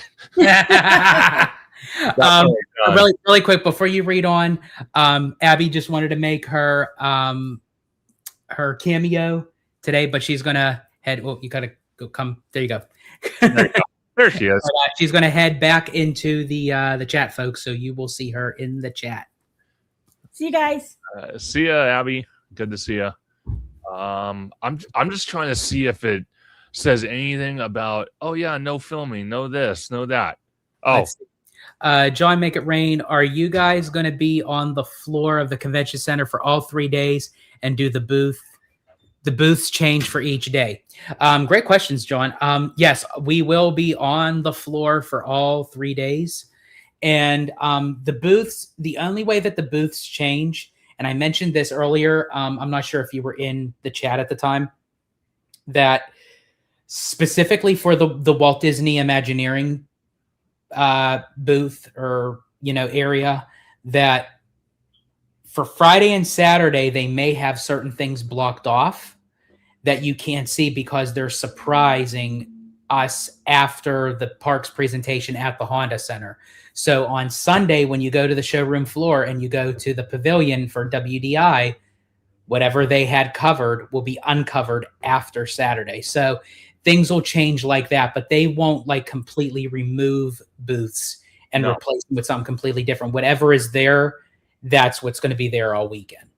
Well, that's something that I would probably do Sunday, going into the convention center, running to that booth or that pavilion, because I'm very curious on what it's going to look like in there. Maybe I'll do like a before and after picture. Like before, I'll take pictures. After, I'll take the same pictures, but it'll be different. That's what, that's, and I've actually done that with some of the recording where they had the Adventure World little model. Really? The little model, Adventure World, and they had an empty space. And no one knew what it was, but people had an idea it was going to be for the Lion King, because there was speculation. And then Sunday, when you went back in, there's the model, but then they added the Lion King into the model. And the Only Sea Theorist, would it be best to make a day of just shopping? And how does the standby lines work for shopping? I love collecting merch. Great question. So, I mean, you could do that. I mean, I do know a lot of people that they'll dedicate Friday just for shopping, because that is probably the pinnacle time when to buy something, because that's when all the shelves are stocked. Yes. But again, it depends on if you would have to sacrifice any panels or presentations or anything else on Friday. If you're cool with that, then yes, I would say, and you are heavily into buying merch, then I strongly suggest then doing that. What was the other part? Oh, the standby line. So in the very beginning, I don't know if they'll necessarily, they may have a standby line, but you're going to probably be waiting a probably majority of the day, because they're going to get, if they do the virtual queue, they're going to get the virtual queues in first, and then whatever is left during the day. So I honestly would shoot for the virtual queue, to be honest. Same. Let's see. That's what I would probably do. Let's see where. Oh, here we go. Do the tickets come with free admission to any of the parks in the evening? No. This is just for just D23. This is just for, depending on what kind of ticket you have, either just the convention or convention in Honda. If you are planning to go to D23 day at Disneyland the day before, you either have to have a ticket with a reservation on that day, that's going to be, or a magic key with a reservation that day. And that day will be August 13th is D23 day at Disneyland, the day before the first day of the convention. And then the day before that is the Angels game. And then they're basically doing like a whole slew full of stuff prior. They're doing I think like a D23 meetup kind of thing in the what was that building called? It's free for admission. Like you could just go and they have like, it's like a D23 meet and mixer kind of thing. Is it on Disneyland property? No, it's wait, I'm gonna go on. Come on, D23. It's in the Anaheim area. I just, for some reason, I forget what it's called. If anyone knows in the comments, please comment on that, because I'm clueless on that. I'm not privy to that information. It is. Let's see. I'm trying to see if. Are you? Oh, the Packing District. The Packing District. Yeah, D23 night at the Anaheim Packing District. That's going to be on August 11th. Yes. I'm still unsure if I'm going to sign up for that or not, because we have a lot going on that week. Like George mentioned, the Angel game and me trying to get a golden Mickey statue. Then we got the parks D23 day, and we're going to be, I'm going to tell you right now, I think we're going to be all tired, because it's going to be me, George, and Abby. And I think even Jason Hill, because he's staying at a nearby hotel as well. Mm-hmm. We're going to be at the park, Disneyland, like at the crack of dawn. Like, I mean, like 2-3 in the, well, at least I am 2-3 in the morning. And I'm literally probably going to be one of the first people in line, because one of the things is they, from past history, they do give out a commemorative D23 Mickey hat, like Mickey ears, for everybody, and it's very limited. And it's first come, first serve. So I definitely want to get my hands on one of those, especially being that it's going to be my first year going to D23. So I definitely want to nab one of those for sure. Absolutely. And then Sean Narani says, I was one of those people who signed up for Disney Plus at the D23 convention. I was too. That was the first thing I did. First day, I went to the D23 booth. I signed up. And essentially, I paid like a lump sum of money up front. I was able to get a D23, or not D23, Disney Plus pin. Nice. And I essentially had, I think it was like, Sean, correct me if I'm wrong, it was like buy 2 years, get the third year free, or buy 3 years, you get the fourth year. It was something like that. That's crazy. Yeah, I remember, because that was the kickoff for Disney Plus. That's crazy. I'm gonna keep going. Yep. Masur Bond said, are you planning on doing some kind of meetup the week of D23 or after? So no, that's something we actually have to discuss. We might be able to, if we can squeeze it in. I don't want to say yes, I don't want to say no. Maybe after like we talks among ourselves if we can maybe plan something. We definitely will, and we'll definitely let you guys know ahead of time. I don't know if we'll be able to just because of everything that's going to be going on, but I will say, hit us up on our socials, on Instagram, on X, or even a message in YouTube or what have you. Yeah, and we'll meet up. We'll make it happen one way or the other. And 100%, I agree with George. And if you see us, seriously, if you see us on the convention floor or the D23 day at the parks, please do not hesitate. Please come up to us, say hello, talk with us. We enjoy that. Yes. I could promise you we are not Bruce the shark from Jaws, okay? We're actually very kind people. We love to meet our fans, and I encourage everybody that sees us, well, mainly me, because I'll be next to George, but you can spot me off in the distance. You'll spot Conductor before me, but when you spot him, you'll see me. So. Exactly. So please come up to us for sure. Great question, Mouse Orban. As I said, but if we are able to, we will definitely, obviously, we'll do a live. We'll put out on our social posts about it and everything if we're able to. But as I said, if not, we're still down to meet up somehow, some way, in any shape or form. 100%. And then John Make It Rain says, what is the Mickey Golden statue? I actually have the picture if you want to share my screen once again. Click on it. John, this is the Mickey statue right here. So it says the first 23,000 people at Angel Stadium to walk through the gates for the Angel game for D23, which will be against the Texas Rangers. Mass majority of people will get this statue, which is Mickey in a baseball jersey that says D23 on the jersey and the hat, and he's holding a little bat with him standing on some grass. And then this is the same one, but it's all gold, but they're only going to have 2,300 of this. So that basically means they are going to have 20,000 of the regular Mickey D23, but they're going to have 2,300 of the golden one.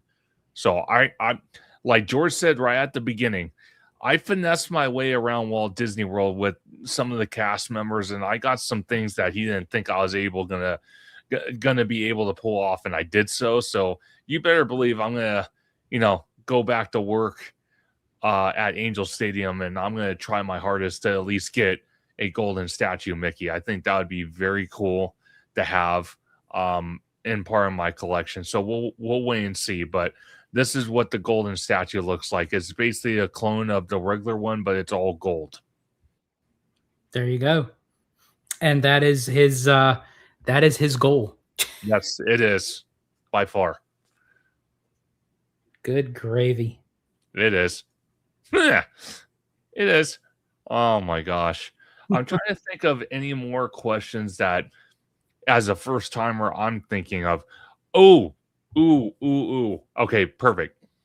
Since we kind of, dove into the subject about D23 day at the park at Disneyland, is there any special events, shows, merch, foods that they are going to have, or even photo ops they are going to have throughout Disneyland that people need to pay attention to? So they do small little pop-up things like around Disneyland, DCA, and even Downtown Disney.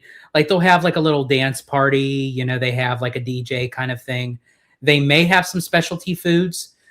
I know that they'll have like a Disney Legends cavalcade. It's a little cavalcade. They'll bring some legends out on like the double-decker bus. Depending on where you're standing, you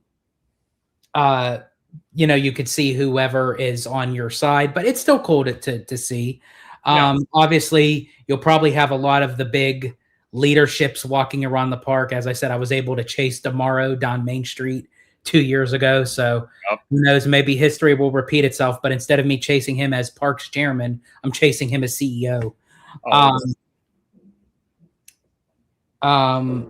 what was the other thing I was going to say? Oh, and that was also the time, and they may add some other extra specialty stuff in there because I believe that's also when they gave us a sneak preview of Story Time with Deadpool. Yes. That was for the day before D23. 100%. Peter actually mentioned that in 2 different comments at the bottom. He said they did the special Deadpool show, which was at DCA, I believe, if memory serves. Yeah, it was at DCA. Okay.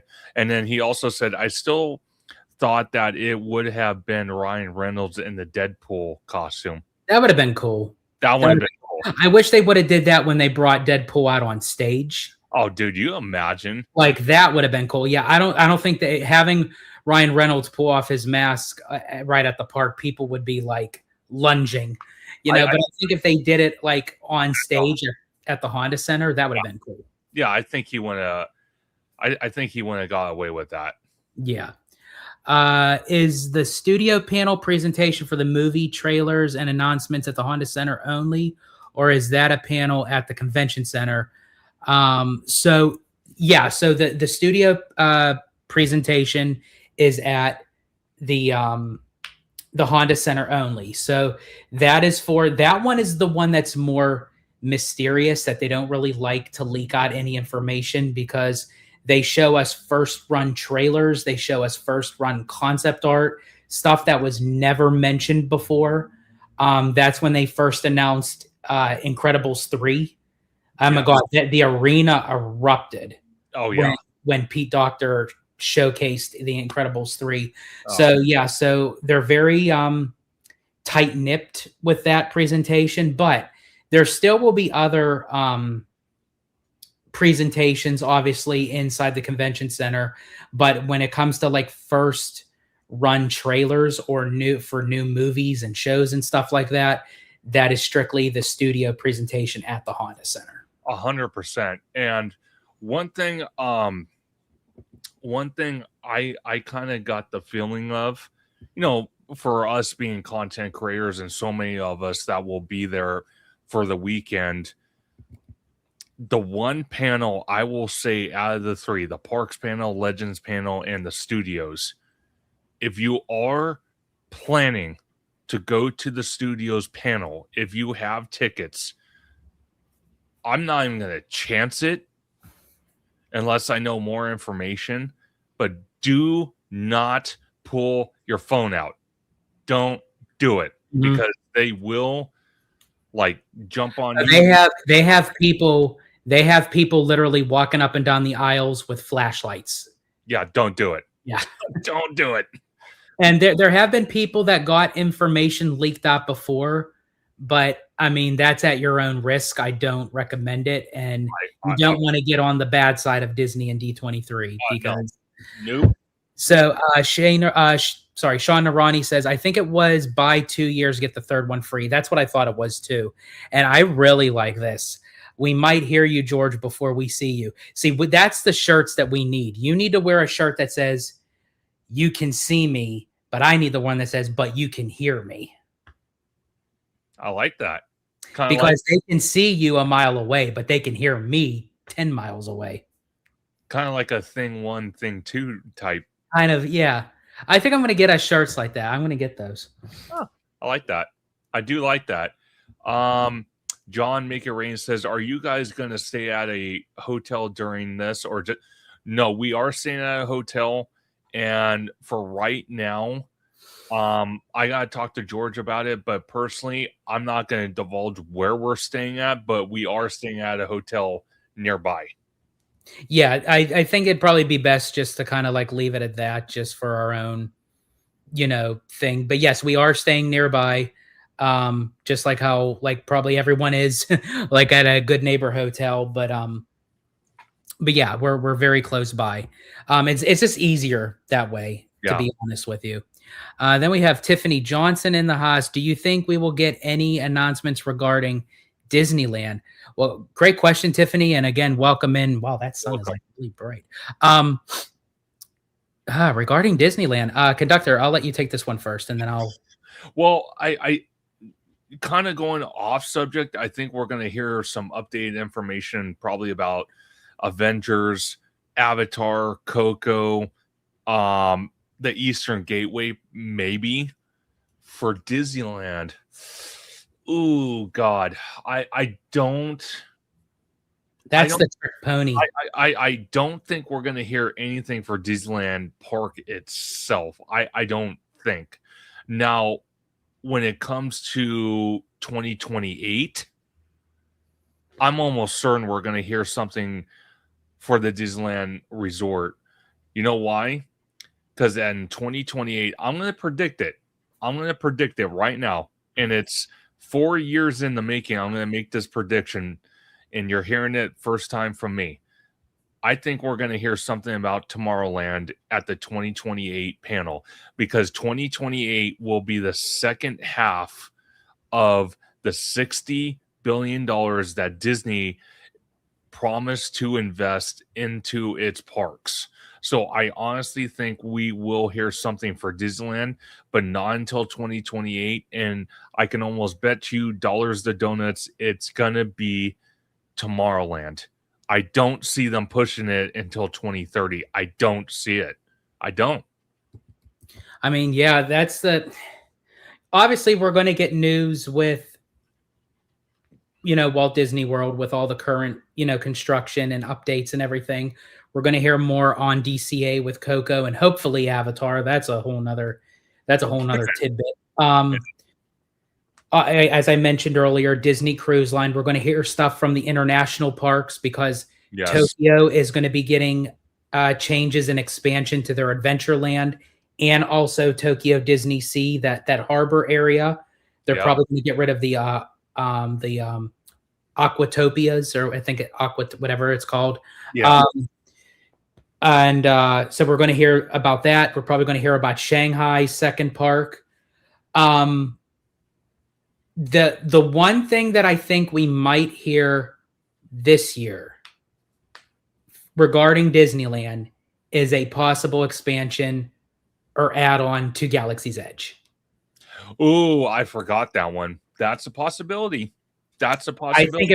I think if we're going to get anything for Disneyland Park, because it has to be something that's already in the boundaries of the park itself, like pre-development. Yeah. Okay. I think now. I mean, they very well could go balls to the wall and say, "Hey, we're expanding out the park. This is what's going in the Lilo and Stitch parking lot." They very well could do that, or they could wait for 2028. But I think, if nothing else for Disneyland, I think possibly Galaxy's Edge, because they're going to kill two birds with one stone. And what is good for the goose is good for the gander. When they make that announcement for Disneyland, it's also going to mean an announcement for Hollywood Studios. Exactly my point.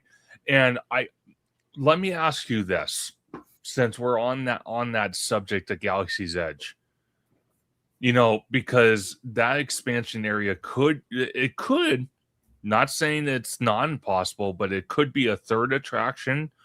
Or what I would like to see is the restaurant that the Galactic Star Cruiser got, because they already have the foundation for it. They already have the infrastructure for that space. Do you think it's possible? It very well could be. I think it's either going to be a third attraction or that real big immersive sit-down restaurant that we were supposed to get connected to Oga's Cantina. Yeah. That's what it's definitely going to be. So John Make It Rain. No, it is off property. It's just part of like the Good Neighbor hotels. I think honestly, if you stay on property, you're not. I don't really think you're not getting your money's worth. You're paying Disney to say I am staying on property, but I would say 90% of the time you're not even in the room. So it's not worth paying the high premium for it. And then also to pay the high premium just to leave the resort and go to the convention center, I think is a waste. And honestly, it's more of a travel, to be honest with you. It's much easier just to kind of stay off property and, just go do your thing.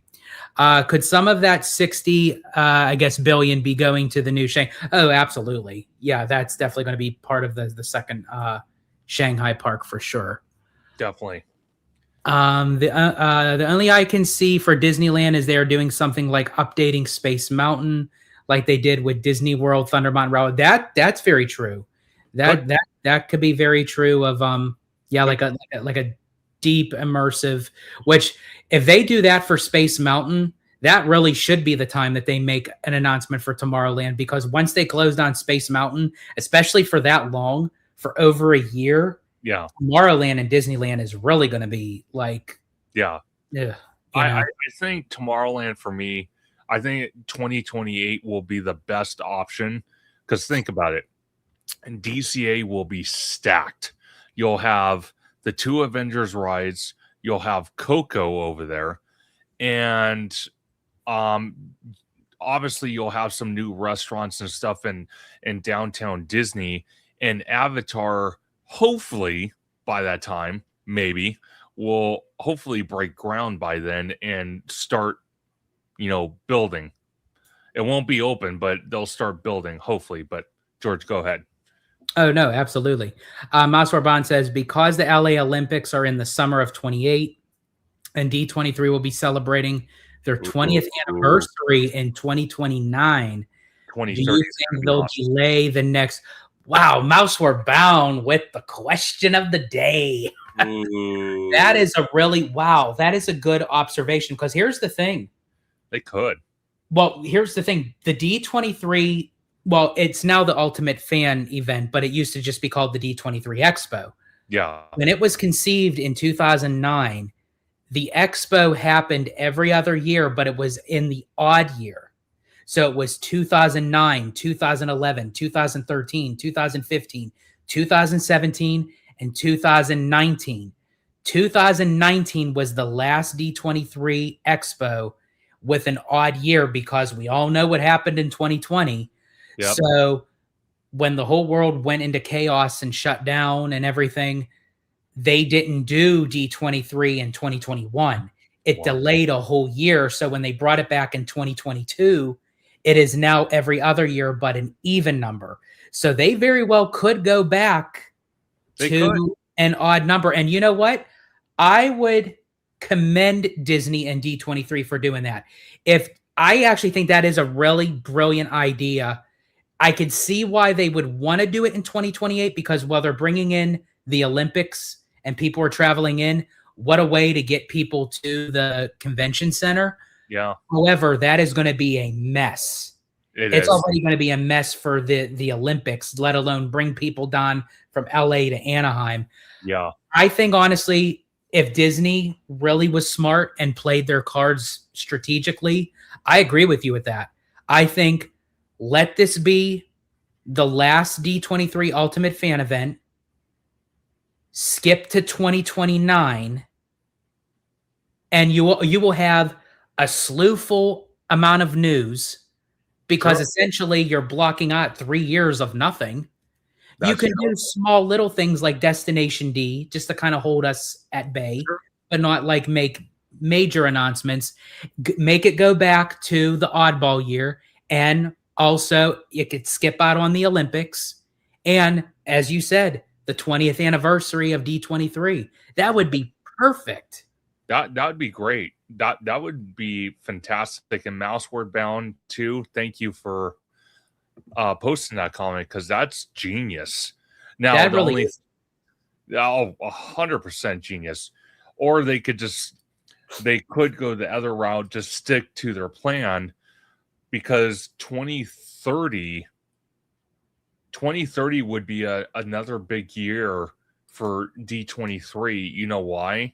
Because literally, I would honestly say by 2030, The Lion King might be close to opening for Disneyland Paris for Adventure World. Then on top of that, you also have they can go into broader detail about Magic Kingdom's 60th Diamond Celebration, which will be happening in 2031. We might see new images and updated concept art about Abu Dhabi if it's not open by then. We could see progress on the Shanghai Disney expansion. We could see 2 or 3 more ships from the Disney crew. There's a lot of stuff. Mm-hmm. A lot.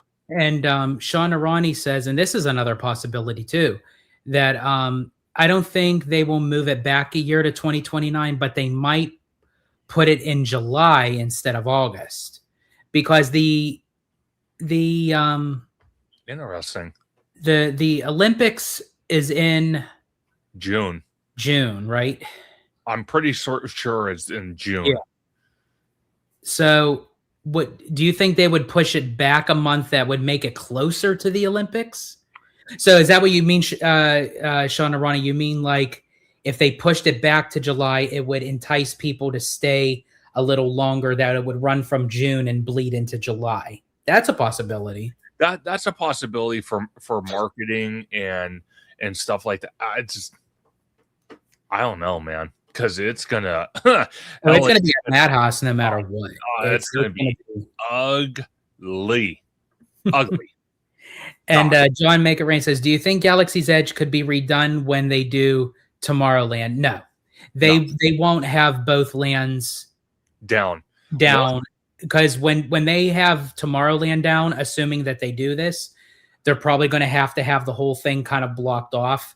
So they're going to want to entice people to go further away from that land. So if they have Galaxy's Edge going off the same time of Tomorrowland, I think that would be very I don't think that would be a good strategy.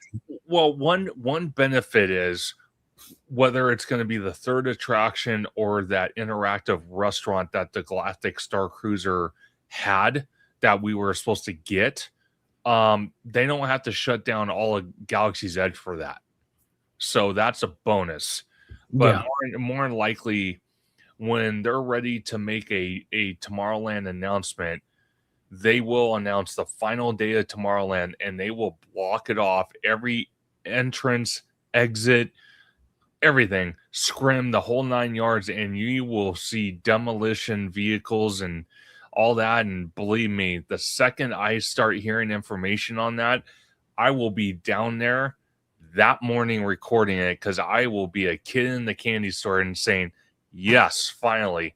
Because I told George, it's the funniest thing. I told George why we're at Magic Kingdom. I walked into Magic Kingdom's Tomorrowland, and I looked at George, I looked at Tommy, and I said, what in God's name is the Floridians complaining about with your Tomorrowland? Give me a break. Come over to the West Coast. Come visit our Tomorrowland and say that. Our Tomorrowland looks like a scene from, oh my God. What's that zombie series that they had on AMC that I'm not thinking of? That was at Universal for a brief time as a walkthrough attraction. Walking Dead. Yeah, that's what our Tomorrowland reminds me of. Abandoned buildings, you know, barely any life in it. It's not even, the land's not even used properly. I call it the land of the popcorn buckets, quite frankly. You can go in there, find all the popcorn buckets, find all the exclusive merch in the Starcade store, and that's about it. And that's it? Yeah, pretty much. It's just like, I'm like, okay, nope, I'm good. Tell me when you bring the demolition trucks on site, and I'll wear a helmet. I'm ready. Do you walk to the convention center or just take an Uber? I imagine the parking is a nightmare. So we will walk to the convention center. Yes. We will take Ubers to the Honda Center. Yes. And yes, for parking, I can't imagine for anyone trying to get with their own car. Oh God. I don't know. Like I don't know anyone who actually has done it. For sure, people who do it. I'm telling you right now, D23 day is going to be the worst out of all of it. You're going to see the line go for miles. I'm telling you that right now. It's going to go. It's going to be so bad. Let's see. Sean Arani says the 2017 D23 Expo was in July. That is true. Yes, it was. Yeah, some of the D23s, some was in July. Majority of them were in August. I remember the first D23 in 2009 was actually in September. Oh, and I remember that expo was 4 days. Oh, I think that was, I can't remember if that was the only 4-day one, was the very first D23 expo. It was a 4-day. Interesting. So Sean Narani actually posted a comment. She said actually the Olympics are July 14th through the 30th. Yeah, and Abby said the Olympics are in July. So maybe, let's see. Maybe they do D23 before the Olympics.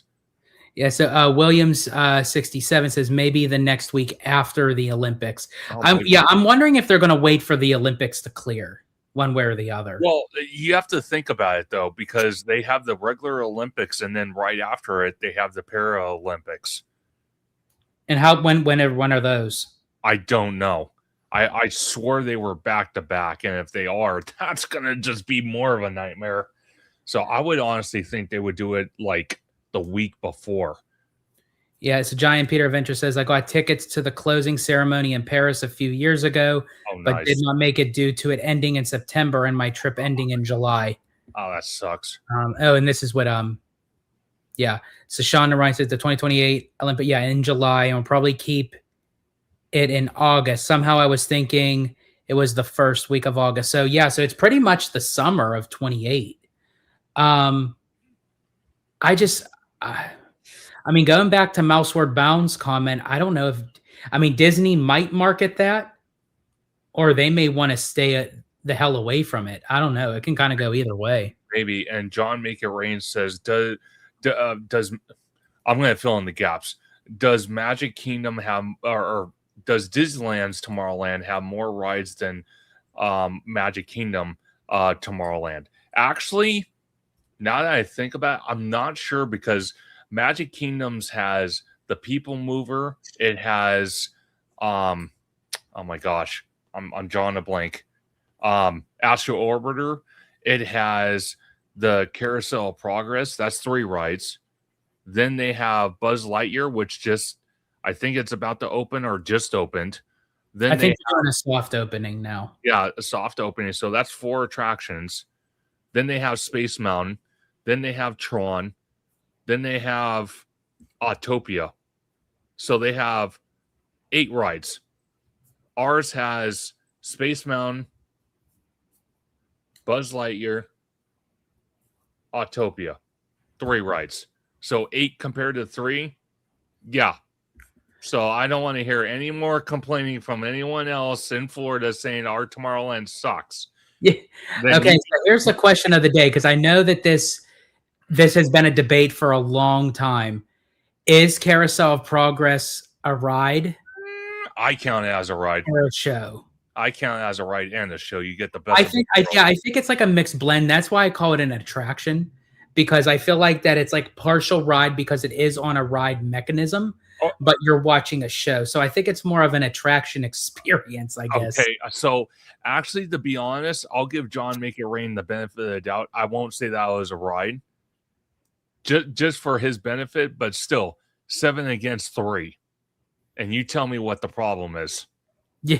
Come on. And then John Make It Rain says, are you guys going to dress up as any character? George and Madame Lizelle last night and Abby were trying to get me to figure out a costume. Nope. And here's the thing. I know a lot of people go all out at D23 because you can't dress up in the parks, but here you can go all out. You can even, I've seen people blend characters together. They'll take a character from Star Wars and blend it with a Disney princess. That's true. So it looks like Rapunzel is a warrior and stuff like that with a lightsaber. It's very creative of how people do it, and they end up like D23 takes group pictures and everything. I may do a costume, maybe not like as an individual character, but I was thinking of doing for like at least Friday, because that's like when everything is jumping, to kind of do like a play on kind of outfit that like screams Disney. So I'll probably come up with something. And so if I do, you guys will be the first to know about it. And then if you're there at the convention center, if you see me in the outfit, you'll be able to pick me out like a sore thumb. So let's see. Yeah, Mademoiselle said, yes, a costume. Oh. And then we talked ideas last night. No, they talked ideas. I was stuck at the table. I couldn't get out. Yeah. So no, there was no discussion. I was not part of that discussion. Oh my gosh. I just kept saying no. And then William said 4. Buzz is at Disneyland. Okay, so Buzz, Space Mountain, Autopia. And do you even really count the lagoon? The subs? Yes. I think because it's still considered in Tomorrowland. I count that more Fantasyland. You count the subs for Fantasyland? Yeah, I do. Wait, so, okay, then what do you count Matterhorn? Fantasyland. Really? Okay. Yep. Yeah, I mean, Matterhorn, can kind of go. Yeah, because it's kind of like in the middle thing there. If we're being realistic, you got Buzz, Space Mountain, you got Autopia, and you got Astro Orbiter. So you have 4. But still, we have a dead people mover track doing absolutely nothing. We have a Captain EO theater that's doing nothing. We have a big Star Wars launch bay doing absolutely nothing besides play hosting to DVC members. That's a small little lounge. And that's about it. Yeah. Our Tomorrowland needs help. Let's put it that way. I'm going to be very honest. So, let me get in here real quick. Abby, why are you doing that? I don't even. Oh, God.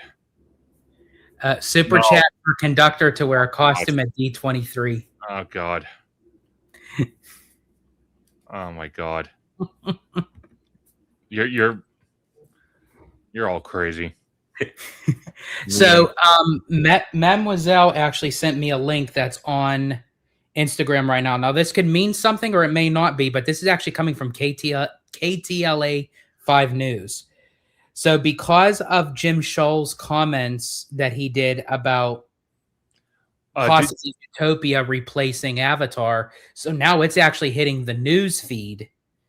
Really? So from KTLA 5 News, a former Walt Disney Imagineer's suggestion that a Zootopia-themed land might be better fit for Disney California Adventure than the Avatar experience, Disney has ignited a debate among fans online months before D23, the Ultimate Fan event, where Disney typically unveils major updates.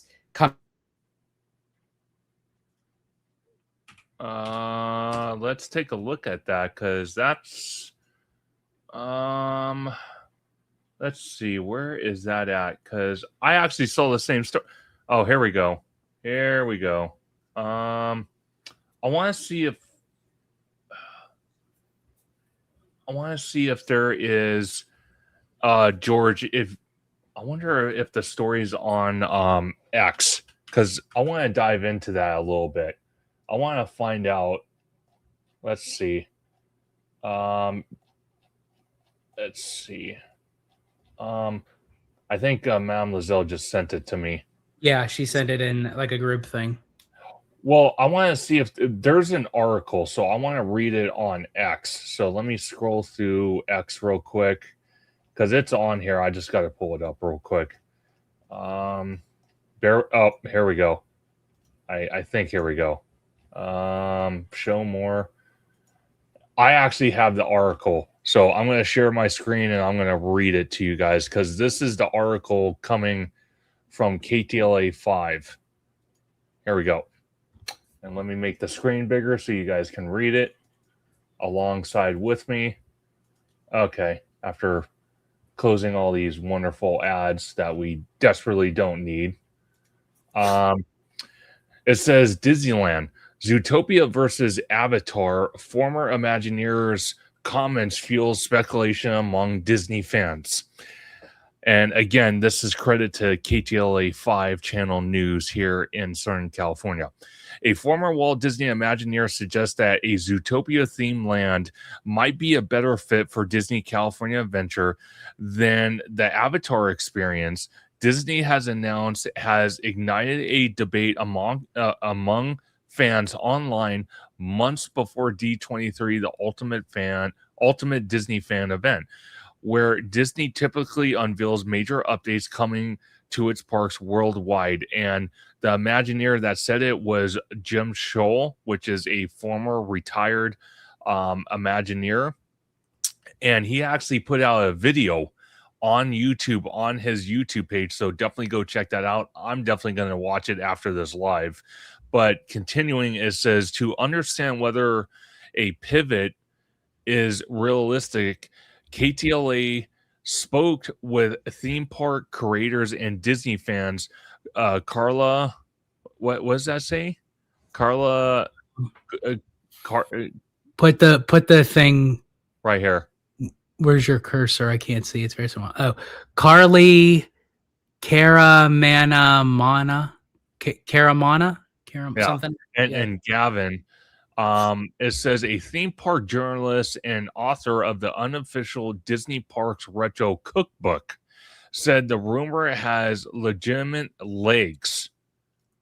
So it has movement on this article, noting that the large scale projects often involve behind the scenes. It says Disney has emphasized that the Avatar project is still in early development. Yeah, 3 years later. Sure it is. She said it's been more than 3 years since it was announced and details remain scarce. That opens the door for shifts based on audience demand and franchise performance. Disney first teased an Avatar experience for the Disneyland Resort in 2023. Following the success of Avatar: The Way of Water in 2024, Josh D'Amaro, the former chairman of Disney Experiences and current Disney CEO, said the land would draw from both The Way of Water and the third film, Avatar: Fire and Ash. And that's what the concept art looks like. It says concept images shared at the time suggest that the addition would include a water-based attraction. Fans' reaction has been mixed. Some welcome the blockbuster franchise, while others argue that a second Avatar-themed land wasn't exciting. Disney opened its first Avatar land, Pandora, the World of Avatar, at Walt Disney World's Animal Kingdom back in 2017. The land is inspired by James Cameron's 2009 blockbuster Avatar.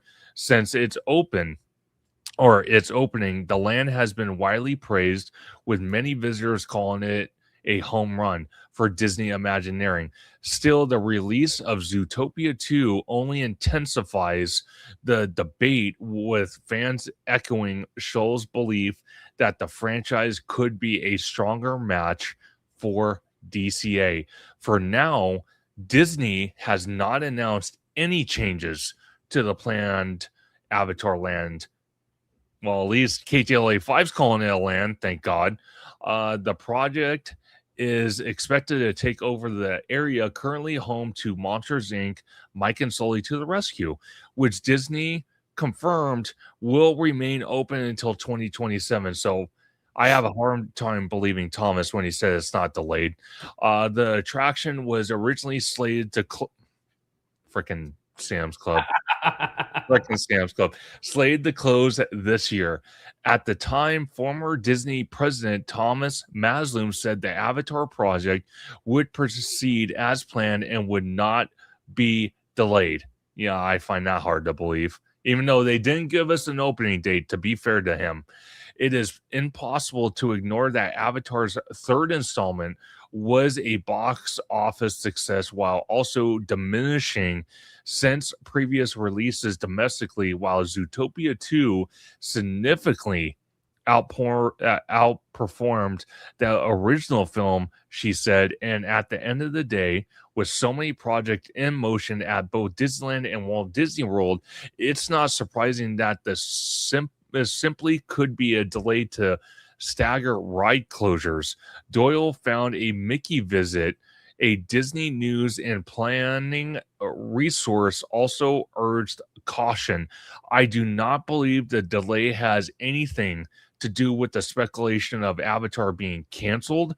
Doyle said the delay of the closure was a smart move after they realized they could get another year out of the ride. Previously, it felt like they were closing the ride far earlier than they needed to. He added the construction logistics, including the need to complete the new parking structure and overpass walkway, limit how soon Disney can begin work on the site. The question of the thematic fit remains central to the fan debate. While Scholl argues that Zootopia would align better with Disney California Adventure, Doyle said neither franchise fits cleanly. While I agree with that Avatar doesn't fit organically into a theme park based off the dreamers of California and themed to classic Hollywood, I don't see how Zootopia fits any better into the park, he said. Disney California Adventure has made many moves in the past few years away from California part of the experiences, so much so that I don't think they judge the fit to the theme as much as how a new experience would enhance the park experience. Still, the decision to keep the Monsters Inc. ride open longer has fueled speculation amongst fans who are watching closely for signs of a shift. Looking ahead, both at both expected D23 to pivotal moment. I expect that we will get updates on all these new rides coming to Disneyland in the coming years, Doyle said. If they don't mention Avatar, it will be a far bigger signal that the project isn't happening. We know there are active plans for future additions to Disneyland Park as well. Perhaps we finally get some sort of Tomorrowland update. It says, agreed that the Anaheim Resort's long-term expansion will be a major storyline. I do expect Disneyland Forward expansion details to be a major piece of the news to come out of this year's D23, she said, since the potential Avatar land is the one we know the least about. I'm eager to learn more. I mean, I do remember when Jim Scholl released his video, mentioning that, and people started, mentioning it on social media. But now it seems like it became like a much bigger issue conversation. It's stuck around, as it said in the article. It has legs now. That it is circulating of whether or not that are they shifting Avatar into Zootopia now. If they do that, that doesn't mean that they're going to completely cancel out Avatar. It's just reworking it in a different way.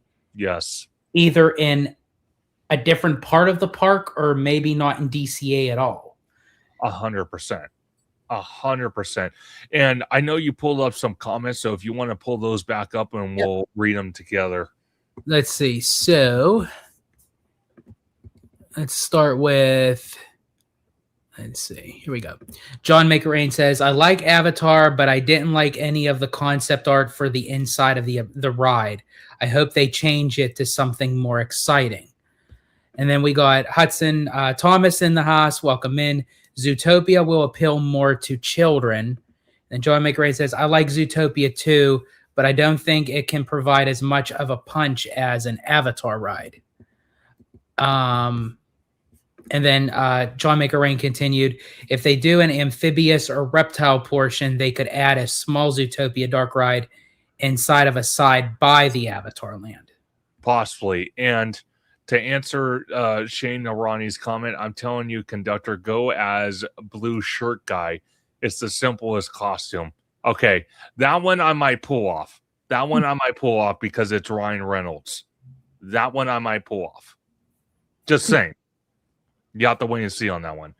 But for many of you, I'm not going to play the video because it's 20 minutes long.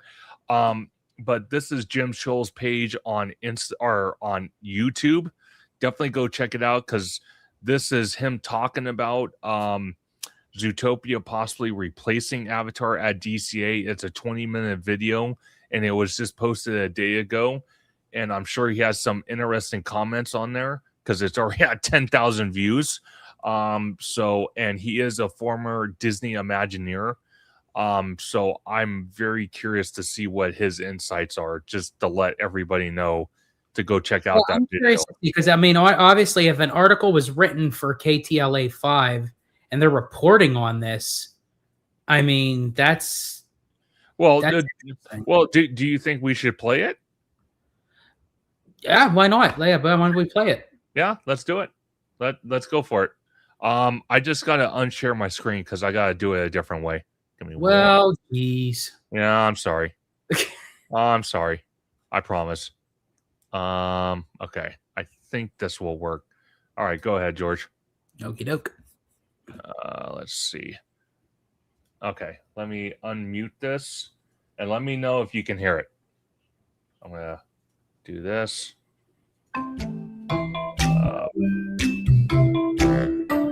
Can you hear it or no? Oh, I can't hear it. Welcome to Disney Journey. Informed speculation is a useful term, and it applies to this video because on a recent visit to Disney I'm going to California mute myself Adventure, and I'm going to watch I it on looked at my the phone. status of the 4 major projects underway to reimagine that park. Now, there are works underway, but they're not set in stone. And in this episode, I'm going to tell you why. It's possible you entered Disney's second gate back when it was called Disney's California Adventure. Today, it doesn't have the apostrophe. I wasn't part of the original project team, but I was part of the second one. And the goal of that project team was to make DCA an equal experience to Disneyland. And more or less it succeeded, I think. Today, there are 3 new projects underway, and they're all important. There's another project, a 4th one, and it's very important because the 3rd biggest project in DCA's expansion can't happen without it. But first, about casting. Disney Imagineering designers are typecast. There are those who do Epcot, there are those who do Animal Kingdom, and there are those who do cute. I found myself in the cute category, and I think I did it well. To that end, as I look around DCA, I see that in the location that they have the Navis penciled in to occupy, well, the Navi are monumental. They're impressive, but cute they are not. Putting Zootopia and Bonnie and all the little cute furry animals in that location would check the cute box at DCA, a park that since opening day has really lacked cute. In the interest of full disclosure, let me make clear that not everybody likes cute. We're not all hardwired the same, but the guests to Shanghai Disneyland really do like cute. And a large percentage of the people who go to Shanghai Disneyland go to see Zootopia Land. When that movie opened, the second one, it made over $100 million in one single day, which is remarkable. That's something that just doesn't happen. When the land opened, it was very successful and people flocked to it. They came to see the ride, to see the show, to eat, to shop, to wear the funny ears that they could buy. They liked it. They really embraced it. And you never know what's going to happen until it opens. You don't know if people are going to really like something. Now that we know that they really like something, in a perfect world, there probably is a desire for a larger Zootopia Land in Shanghai. But it doesn't really matter because as it applies to DCA, the question is, could it come to California Adventure? And honestly, yes, it can. Because right now, even though Avatar has been announced, the project is not gone any further than being lines on paper. I mean, very expensive lines on paper, but they haven't moved any bulldozers out. The same with the parking structure, which is part of the new entrance statement that Disneyland will have, which will be great when it opens. But there's a lot of work that has to happen in the meantime. The east side parking structure will have 6. Let me ask you something, George, real quick, because I'm very curious on this. I'm gonna try to do something where I can actually hear it with you guys. Give me 1 second. But why I'm I surprised you can't hear it. yeah, it's weird. One thing I want to ask you. Let's see. Okay, let me see if I can hear it. 6,000 parking spaces. No, I can't hear you. Can you Which guys is hear it added or to no? around 16,000. Really? Let me Yeah. try one more thing. But don't you find it very interesting though that magically all of a sudden they can't do anything without without the what you call it, without the Eastern Gateway being done, which was announced That's 4 what it years seems ago? like. Like moving forward, it's like that seems like to be the biggest hurdle. It's like, well, we can't move forward unless we get the Eastern Gate. Well, I mean, the Eastern Gateway should have been started 2 years ago. You know, You would honestly think, but again, it's something that Mickey yeah. and See, Friends I and can't hear Pixar it, but that's Pals all right. has. I'll watch it And later. there's already been but a lot of work I- going on, a lot well, of just planning. take it, yeah, just take it As off, and then people we'll, come in from the east. Yeah, we'll do something else, or we'll watch it, and well, in any case, folks, that's like a little taste of yeah, the Jim Scholl. So if you definitely want to check it out, watch the full video entirely. I'm for sure he'll go like through like the of how it can but plead his case, so to speak, of why Okay. Zootopia would do better than Avatar. Okay. Let me ask you this, and let me ask everybody in the chat, literally everybody in the chat, and you, George. Are you at all surprised that now there's now another reason at leading up to D23, fans are just like freaking confused above oblivion because now Disney can't even give any details about Avatar, and it's been 3 years since the announcement, and we kind of went through this back in 2024 when we saw a little movement here and there in Tomorrowland. They were cutting trees down and all sorts of things. It's like, is history repeating itself? I think what it is people were already in the midst of talking about this for quite some time. And then when they said, oh, well, Monsters, Inc. is not going to get closed till 2027, that raised eyebrows. We thought that we were going to get news 2 years ago on Avatar. We really didn't get anything. We thought we were going to get news at Destination D23, no news. So I think now that the next D23 Ultimate Fan event is on the horizon for us, I think now more than ever, people are starting to put on their speculation goggles and really diving deep and saying, okay, why is this happening? How come we are getting construction on Coco? How come we're getting construction on Avengers Campus, but why are we getting nothing with Avatar? And it always seems like there's some sort of excuse for them to say, okay, well, let's just wait, or we're extending it out, or why not at least show us what we're going to be expecting of the land? Why? Because I really truly don't think they have it. No. I really truly don't think they do. Well, not unless by D23, if we are in that arena and they put it up on screen and they say, here it is, we start construction. And I don't want to hear very soon. I cannot stand we're starting construction very soon. You were starting construction very soon in 2023. Like, I want to hear we're starting construction in 6 months. Yeah. Like, that to me is giving some hope. But if we hear nothing substantial on Avatar, I think honestly, they're not going to cancel it, because they wouldn't do that to James Cameron, especially since it's a great, healthy partnership and relationship that they have. I just think that maybe they're delaying it to the fact where they can make it greater. And I think that would be the placate way that they could do it. Say, you know what, we want to give you Avatar, but we think we can give you something bigger and bolder and better. So we're going to hold off on it right now. But in the meantime, we're bringing Zootopia to the parks. Well, see, okay. And honestly, if they did it that way, people wouldn't be scrutinizing them on Avatar, because if you have a good enough replacement, then, well, you know. Here's my problem. Here's my issue.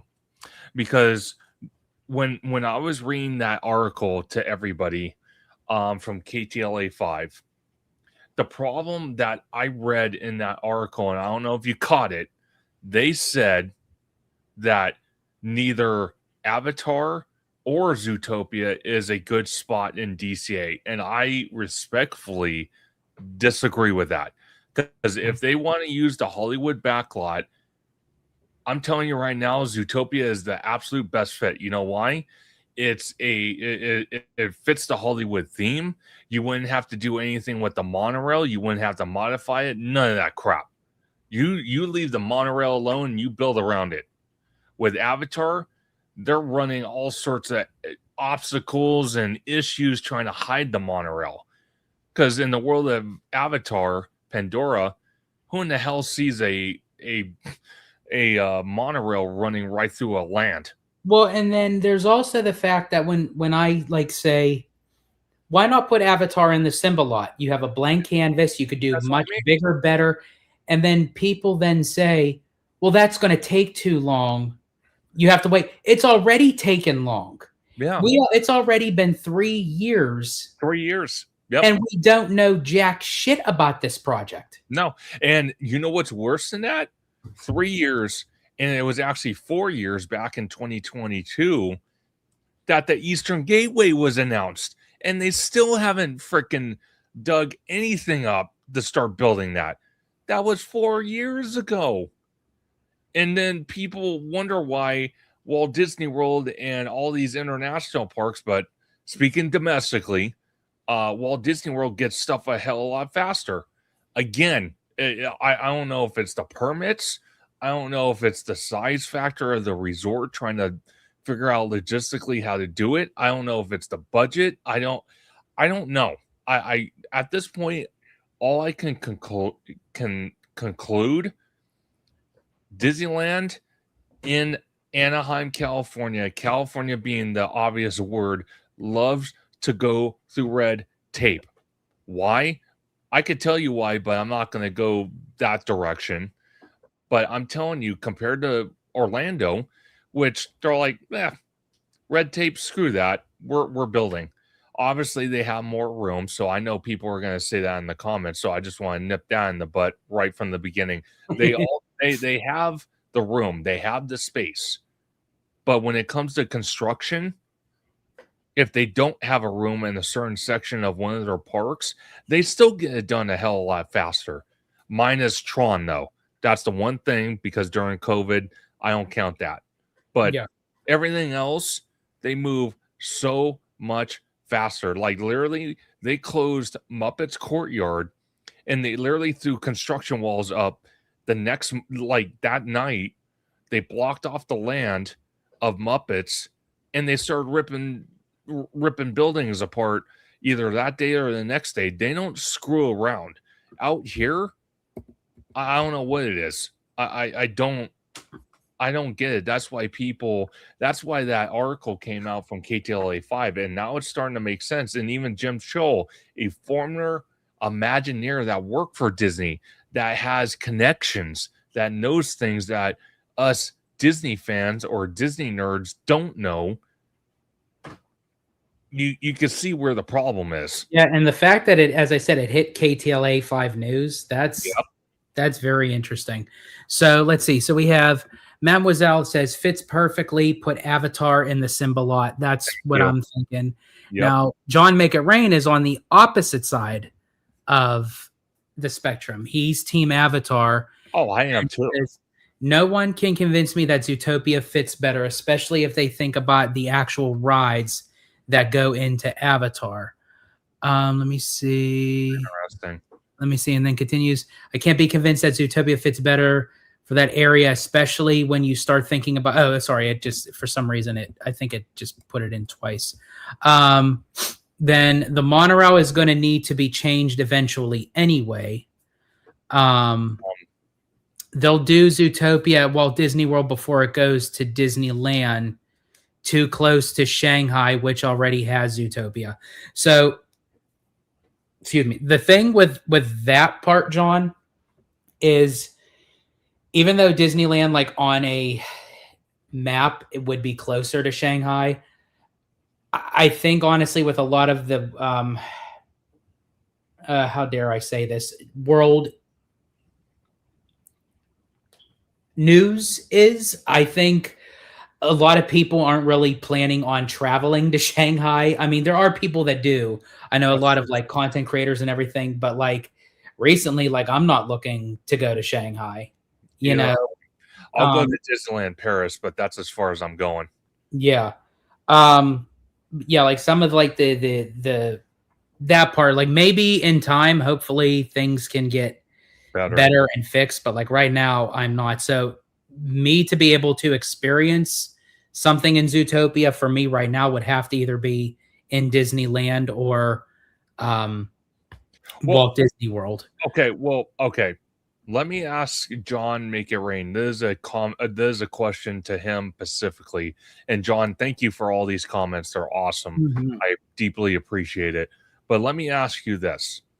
If Disney crammed in the Avatar land into the Hollywood backlot, would you be okay with them having one attraction and not enough immersion in the land, and possibly a not a great transition point to get into the land?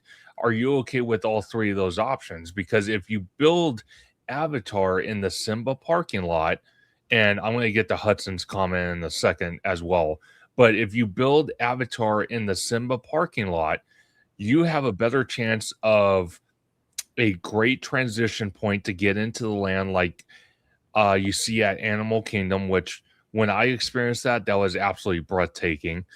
And then on top of that, you can have more than one attraction, and you could do more with it because you have more space. Yeah, so to kind of like it be the same thing, but to add on to what you're saying, yeah, John, are you cool with actually having both? Like, even if Zootopia was to go in the Hollywood land or Hollywood backdrop, and then they put Zootopia in the Simba lot, are you cool with that?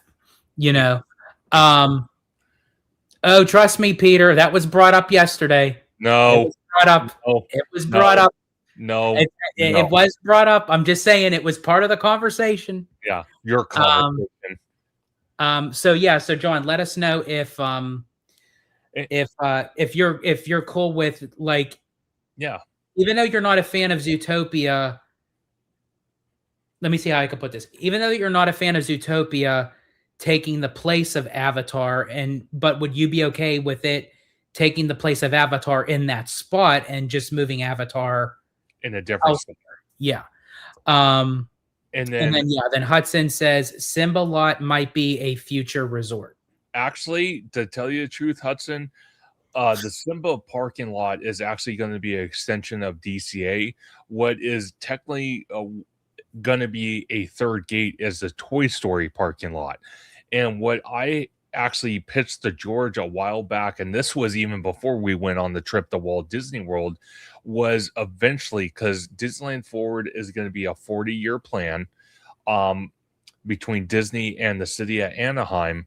Eventually, I think that the Angels are going to move out of the location they are for Angel Stadium eventually, because that stadium is extremely old, and I think the current contract they're on right now is only 5 years.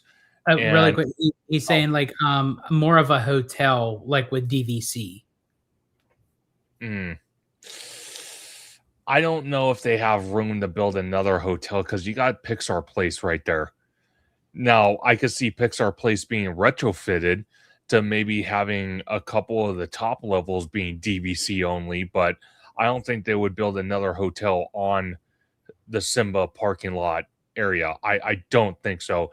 But eventually, I think the Anaheim Convention Center and all those businesses in that area, in that plot of land, will move to where Angel Stadium sits and be part of OC Vibe. And Toy Story will use that parking lot and the convention center lot to make the third gate. That's what I think eventually within the 40 years. Okay. Okay, so John Make It Rain says, I would not be okay with Avatar going in the Simba lot. The space is very limited due to their inept decision to put that dumb Pixar Pal parking lot in prime ride real estate. So wait, when you say the Pixar Pal parking, are you talking about the Pixar Pal's parking structure? Because that's connected to the Mickey and Friends parking lot. No, I think he meant to say the parking Pixar Hotel. Yeah, for the hotel. Okay. Yeah.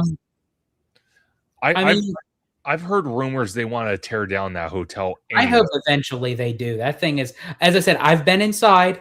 It is nice. I will say they did clean up. They did. But I feel like it's a good cleanup of just as a Band-Aid. I don't see the outside of that building is still god-awful ugly. It's just... Yeah, it's not pleasant. No, he's saying no, not the hotel. I mean, he said, yeah, no, not the hotel parking structure. Okay, well, John, let's take a look. I'm going to look up Google Maps here. Let's take a look because I'm very curious. Yeah, and I agree with you, Giant Peter. I don't think Disney would go through 2 years of those super long meetings just for Simba to be DVC. I agree with that. That's too much prime real estate to just do another hotel because honestly, DCA is already landlocked for land. So that's going to be the biggest expansion that they could ever do for DCA in time. And then once that's done right now, that's it, so I think it's going to be for, let me see. Zootopia can go next to Avatar or behind the coaster while weaving in and out of those two giant. I'm trying to figure out. Wait, Zootopia can go next to Avatar or behind the coaster. What coaster are you referring to? The Incredicoaster. There's not room.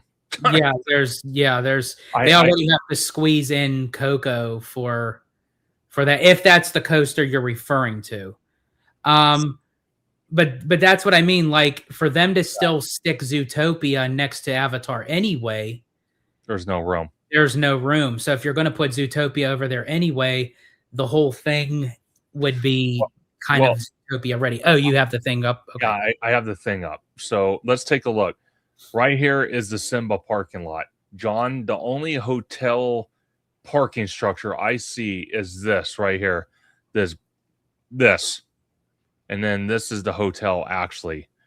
But right here. And the rest of this is the Simba parking lot. I'm telling you right now, I've seen this parking lot hundreds, if not thousands of times. It is more than plenty big enough for Avatar. There is no question about that. None. And quite frankly, I respect your opinion. I really do. Because you and OG kind of share the same opinion that it's going to go into the Hollywood backlot. I just don't think a movie franchise like Avatar that's worth multi-billions of dollars, they're going to cram into the Hollywood backlot. I don't see it. Even with the bus load and unload, I just don't see it. Well, what's so funny is they added that pitch in the very beginning when they said that the bus load unload area was going to be part of Avatar, but then it kind of changed when they showed the Eastern Gateway concept art and what I like to call Pandora's ass. Yeah. And it didn't even reach the bus load unload area. So that tells me that the back lot is the only part that's going to be for Avatar. I'm assuming, but I don't know how they're going to bleed it out onto the street. I'm not sure. Okay, so actually, John actually came out with another comment. If you could pull that up, George, he says that the actual Pixar Pal parking structure, that to go there, they could have put it on the plot of land that's north of Mickey and Friends. Okay, where? Because this right here, is Pixar Palace right here, or no, yeah, this is Pixar Palace right here, and literally right here, this parking lot, that is not the Simba parking lot. Just to clarify, this is the Lilo and Stitch parking lot. This is I'm saying where the hotels are. Okay, because again, here's Pixar Pier, here's the Grand Californian, and the hotel towers are right here. Fantasy Tower, you have the villas, then you have the Adventure Tower and the Frontier Tower. He's saying put it right here where all the hotels are. I'm like, is that what you're saying, John? You're saying put it there? Yeah, I think he was, John. If you could clarify, I'm pretty sure he was saying put it where all these hotels are. I don't think Disney's doing that. Not after they just built the DVC tower. That's not saying the Pixar Pal parking lot. Okay, well, there's the Pixar Pal parking structure. Yeah, which is the Pixar Pal parking structure is what's connected to the Mickey and Friends. Yes. The hotels to the north of Mickey and Friends. So what, back here?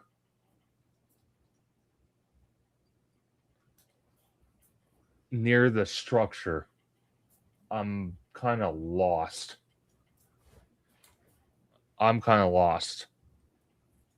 Hey, John, if you could do us a favor and maybe send me or George on Instagram a picture, message us, and maybe circle the area. Yeah, so he's saying, yeah.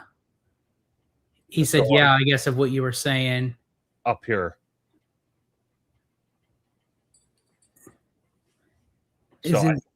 Those, can you zoom that in?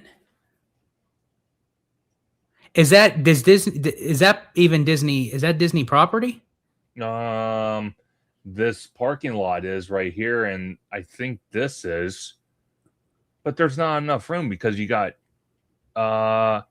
north of Mickey and Friends. It is where the parking lot could have gone. Okay.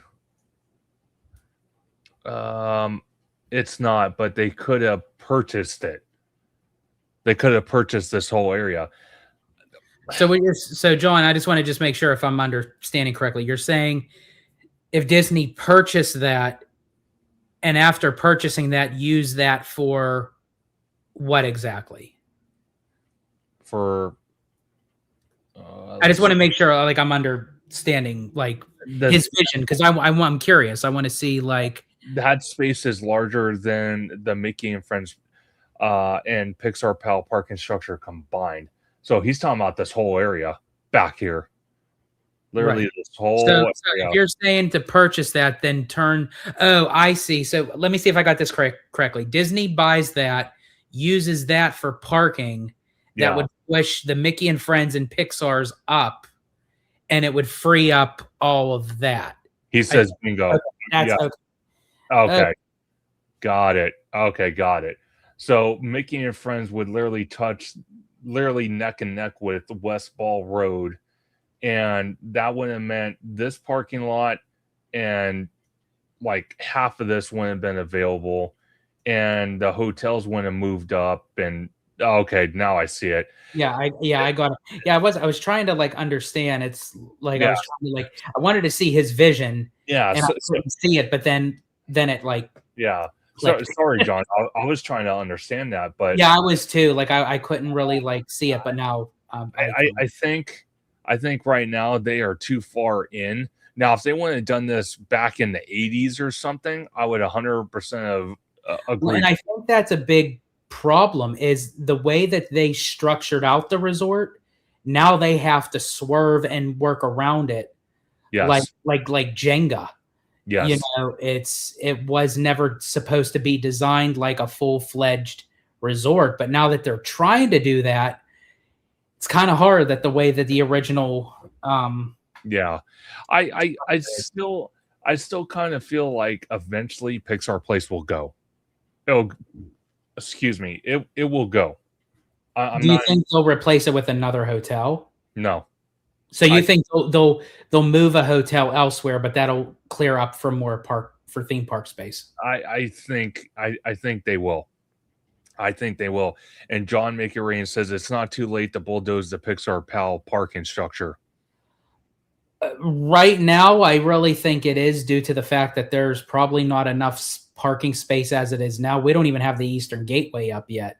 No, we don't. And they utilize that parking structure because every time that we go, like either if Mickey and Friends isn't filled, the Pixar Pals is. Yeah. And not to mention, if they did do it, I'm not saying it's impossible because they could. They have to. They may after they're done with the Eastern Gateway if they wanted to try to maneuver some things. Maybe they would have to buy out the Holiday Inn, the Spring Hills Hotel, and the Staybridge Hotel to make it happen. See, and here's the thing: I still think that is a possibility, and I think that's why with Disneyland Forward being a 40+ year project, yes. I think eventually it is to move in time for Disney to buy up maybe some residential areas, maybe some other business areas. Sure. And I think that way they can expand out to Disneyland. Because we have to remember, this isn't going to be overnight. No. But that would give the Lilo and Stitch a big footprint for a massive expansion. Massive. Now, what I'm talking about with the Toy Story parking lot as a third gate, Toy Story here, this is Toy Story. But all this right here where the convention is in Hilton and all that, this can all be demoed. And literally you would have this plot land and Toy Story to have a massive third gate. And maybe possibly even a Westcott. Maybe. But then again, there were leaked images on social media as of this week or last week that showed concept art, even though it was blurred out, that possibly looked like a Westcott or an Epcot version. Going over there. That would be for Shanghai. Yep. And then Hudson Thomas says, I think the north half of Simba lot could be a value or DVC. Could be a value of DVC and the rest of a DCA expansion. Ooh, maybe. Again, the possibilities are endless. I'm not gonna. Yeah, I think. Sorry, I kind of like cut out. I don't know if I said it completely, but I do agree. At some point, the Disneyland Resort does need a value resort. I do agree with Hector on that. It does. I just don't think the Simba lot is a good option. I think it needs to go somewhere. You would use the Simba lot for prime theme park real estate. I would, because even what they're building with Avengers and Coco, which is Coco's not even a land, it's just an attraction. That's it. And Avatar, if they do put in the Hollywood backlot, and if they're not willing to get rid of the Hyperion or Philhar Magic, it's only going to have one land or one attraction. That is not going to be enough. I'm telling you that right now. So Simba, I'm telling you folks right now, that should be prime theme park space no matter what. So now, John McGreen says a large lush volcano with Moana, Black Panther, The Incredibles, Treasure Planet, and some other things could go in the Simba lot. I like the combination of Moana, Black Panther, and Treasure Planet. The Incredibles, I don't know if they'll expand up because they already have the Incredicoaster, but maybe, again, I know Treasure Planet is like an appreciative movie, but also Atlantis, I think, would be kind of cool for them to do. And then Hudson says, I'm trying to see the corporation's perspective, not ours. So So to the same question, aside from our own personal thoughts and opinions, looking at it through a corporate lens, do you think they would do that? Take up half the Simba lot? It's possible. It's possible. It's just I do not see the Disney hotels. Maybe I'm just not on top of it, and that's a great possibility. I don't see the Disney hotels selling out. Like, I mean, like hotel stays. I never see not one hotel on Disney property selling out rooms. Not once. And if they can't even do that, and again, I'm probably completely wrong because I'm not on top of it when it comes to that. But if they're not selling every single room during a busy holiday season, like Christmas, Halloween, Thanksgiving, Easter, all the, then is it really worth at this point, this early on in a 40-year project, to build more hotels on property? I mean, I could see them it happening like once they build a third gate.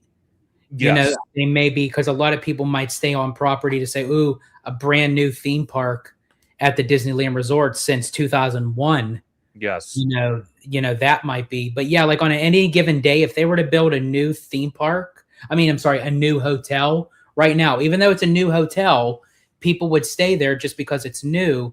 But all that's offering right now, the same stuff at Disneyland, I don't know if people would spend that money if it is a very high-end price when you could just stay at a Disney Good Neighbor hotel for three-quarters less of the price. Exactly. It's not beneficial at this moment. Eventually, I think they will do it. But right now, no. That's not a good idea. I'm telling you that right now, because DCA needs more capacity, and building another hotel and putting a mass amount of money to build that instead of a land or several attraction, not worth it, at least at this moment. But George, and John Makeray says, I think eventually all of the parking gets put on the east side of the freeway. Interesting. So over here, I think if memory serves me correct, yeah, over here, it's possible. It's more than possible. I would love to see if they are going to build more hotels on property 15, 20 years from now. I'm just going to throw out a number. I'm just throwing it out there. No fact behind it. But if they do, I would like to see hotels built like, all-star movies, like those type of hotels. The value hotels. Yeah, absolutely. Yeah, and Hudson is saying, I'm thinking later in Disneyland Forward, after Avengers, Coco, Avatar, or whatever. Yeah, no, I completely see that, Hudson. I completely see it. I just don't think for the first 10 to 15 years, they're going to worry about building another hotel. But I could be 100% wrong. I think their goal right now is exactly what you just said. Avatar, Coco, Avengers, probably Tomorrowland, and maybe I think the Lilo and Stitch parking lot's going to be filled with something before that too. Yeah. Once those are done and they start touching the Toy Story parking lot, then we'll see probably another hotel go up at that point going forward. I that's what I see, to be honest with everybody. It's not that I don't want another hotel. I just don't think it's a good idea, since I've said it before, Disney, for whatever reason, loves to segregate their budget per quarter. Universal, I don't see them doing that. Maybe I'm just not looking at it correctly, but Universal's all like, we came up with an idea, we're building it. There is no red tape. There is no, we're gonna allot for quarter one. We're gonna allot $10 million. Quarter two, we're gonna allot $20 million. Q3, we're going to allot. Universal doesn't do that, as far as I'm concerned. I could be wrong. Disney, they've even openly admitted they do that. So, you know what I mean? I don't know. I don't know. And Hudson said at this point of a third gate, they'll want 2 or 3 more hotels. More than possible, but we're talking about 15 years from now, at least. Because hell, look what's happening, Hudson, right now. Eastern Gateway was announced 4 years ago. They haven't even broke ground on it yet.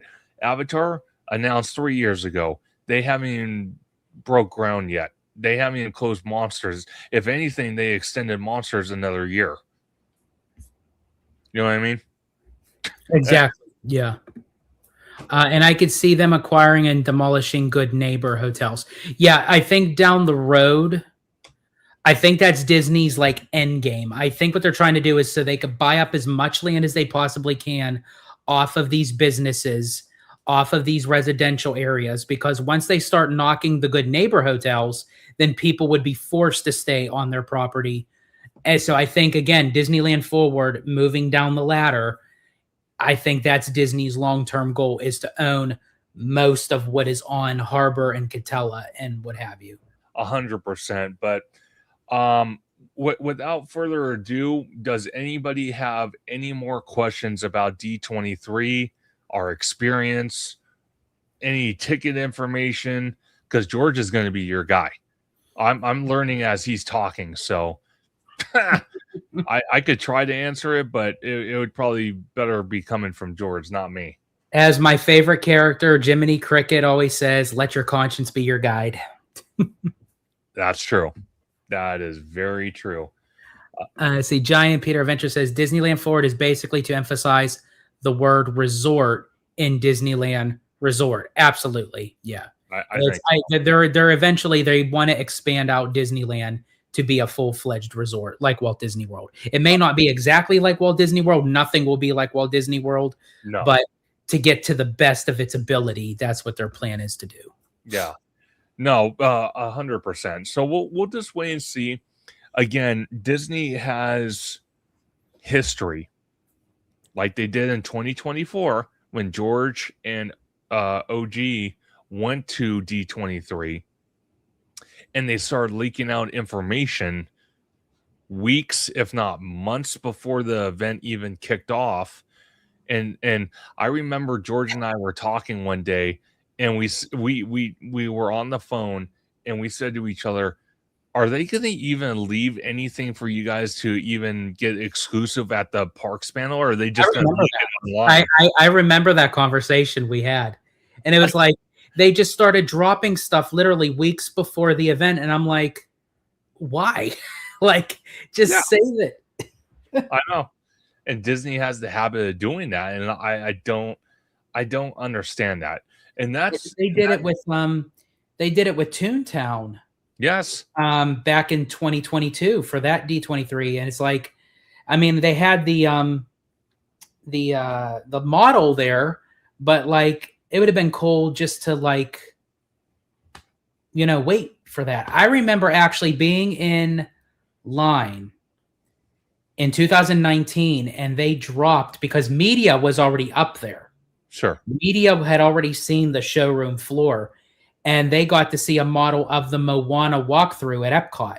Really? So while everybody is standing in line waiting to get in, all media people's dropping on social media, oh, breaking news, there's going to be a Moana walkthrough water attraction at Epcot. And people are like, what the hell? Like, yeah. Like, can we wait till like the doors open and we can be surprised to see it for ourselves? Like, see, that's what I mean. I just, correct me if I'm wrong, and please correct me, because I'm probably going to sound like arrogant here, but Disney is like a child in a candy store, and the parent hands them a 20 and says, okay, Johnny, I'm going to give you a $20 bill. Don't spend it in one place. Don't just buy one candy. Buy multiple. and then you come back and you turn your head, and he spent the whole $20 on a candy bar that was way overpriced to begin with. See what I'm getting at here? Yep. Disney is like, oh, whoa, we have to throw the news out there. It's like, what the hell? It's like, yeah, it was like literally like the doors were ready to open. It's like, let them release the news once we get in there. Yeah. Like, don't break. I think, and I don't know if that was actually not purposely done. Like, obviously, they wanted media to announce it, but I don't know if it got announced a little bit too early before they anticipated. I have to ask George real quick, and I'm so sorry. Yep. Do you remember the news organization that leaked that? Was it KTLA 5 or ABC? No. This was like I think this was like Disney like media people. Oh, no way. Yeah, so because see, they were already up on the showroom floor. Wow. While we were down in the trenches in the line. So it was breaking news. So it was coming through all Disney media outlets on X, on Instagram, and we're all standing in line. And I hear people saying, breaking news, there's going to be a Moana walkthrough attraction. I'm like, what the hell? How do you know that? Like, we didn't even get in there. And it was because media was already up there. And watch what's going to happen. I swear to you not, history is going to repeat itself. Me, George, and Abby are going to be in line with Jason, and we're going to be in line, and someone's going to scream that, or one of us are going to look online and say, what the hell? Media gets a first range look at the oh my god, like the models and the concept arts. Yeah, they get the first unveiling, which is fine, but I don't think that should be something that should be released to the public until we get an opportunity to see it first too. I would say if I was Disney, they can cover it. They could take photos, they could take video, but not release it until 2 hours after the convention opens day one. 2 hours. Right, because then people could then read their article of like what they're seeing, and people may not have gotten to it yet. So yeah, that I can understand. Now, when it comes time for like stuff like for food or merch, I'll drop it. That's fine. Drop it right then and there. You know, it's like, as I said, our good friend Mondo was just at the media event for FanFest. FanFest. I don't know what the hell I just said. FanFest. I don't know. FanFest. And I tell you, there's some food I wanted to try. I definitely want to try that I cannot talk. Not saggy. Shaggy sandwich. I want to try that saggy. That looks saggy. good. Oh my God, I keep on calling it saggy. Oh, geez. Because it's funny because we were I think it was the last day we were at Walt Disney World. We went to Disney Springs and we ate at the Boathouse. And great choice, by the way, George. Thank you for that.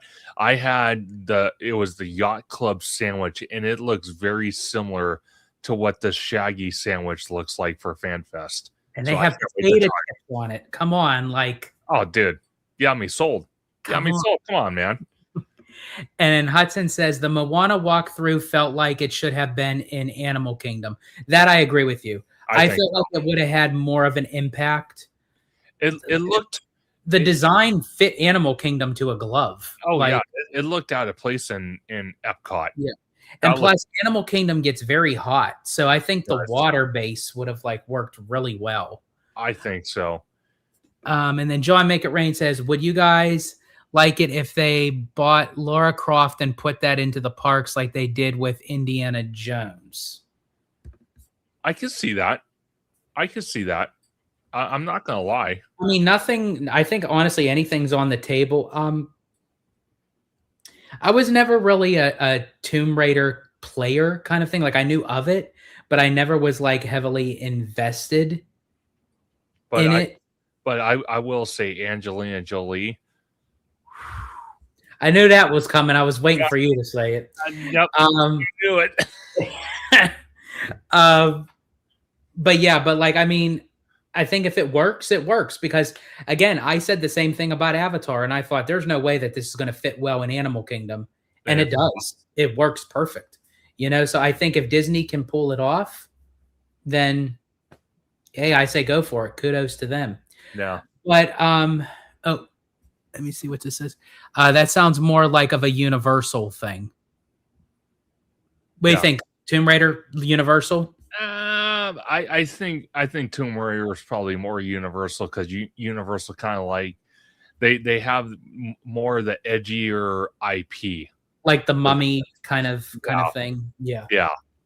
But in any case, folks, we want to thank you so much for joining this almost 3.5 hour live. There we go. With Mr. Theme Park Conductor and I. But you know what? We love doing these lives. It didn't even feel like 3.5 hours, to be honest with you, because we just enjoy doing this. And I want to thank you all for joining and putting in your comments, your concerns, your opinions, your questions. Loved your questions. And big shout out for the super chats from, I'm just going to go right down the list, for Dragon Blood and Dragon Blood becoming a new member. The 5 lucky people that got the Theme Park Conductor memberships, the Only Sea Theorist with several super chats, Mouseward Bound, Abby for gifting 5 Hollow Gelato memberships, and also for Abby gifting Theme Park Conductor $5 to try to convince him to go into a costume at D23. The blue guy from Ryan Reynolds, I might do that. I might do it. Okay. One of the days. Get one. And then Hudson says, thanks, guys. Awesome as always. Well, thank you. We greatly appreciate you, Hudson. And Remy D says, do you think it's inevitable Disney will adapt a video game IP into attractions and lands to compete with Universal? I think if they can pull it off, if they could find a way to do it, I think they will. Yeah, I think so. They very well could. I think a lot of... Hashtag Disney, Kingdom Hearts. There you go. I was just going to say, Kingdom of Hearts would be perfect to go against Universal and Super Nintendo World. 100% agree with that. Because that merch... And I'm still waiting for Kingdom Hearts 4. Still waiting for it. Oh, there you go. Anticipating it. But again, folks, thank you all so much for joining us today. Mr. Theme Park Conductor, as always, so glad to be doing these lives with you. I think we are the king among crops when it comes to these live shows. We really bang them out. But if you want to let everyone know where they can find you on social media. Absolutely. You can find me, Theme Park Conductor, on YouTube, Blue Sky, and Instagram at Theme Park Conductor. You can find me on X at Theme Conductor, TikTok at Theme Park Conductor 1, and every Sunday at 5 or 7 p.m. Pacific Standard Time for Conductor Sunday live stream, where we have amazing guests like the one, the only, Mr. Hollow Gelato with his spicy Italian theme park opinions that I love so much, and being my partner in crime on all these live streams, and just being an overall great friend to hang out in the parks. Him and his wonderful wife, Abby, are just great. And they're a lot of fun.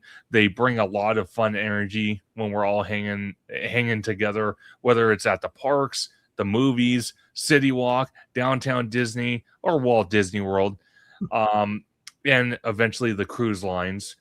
But they're awesome. And we have so many other guests as well as we break down Disney and Universal news. We speculate, we talk rumors.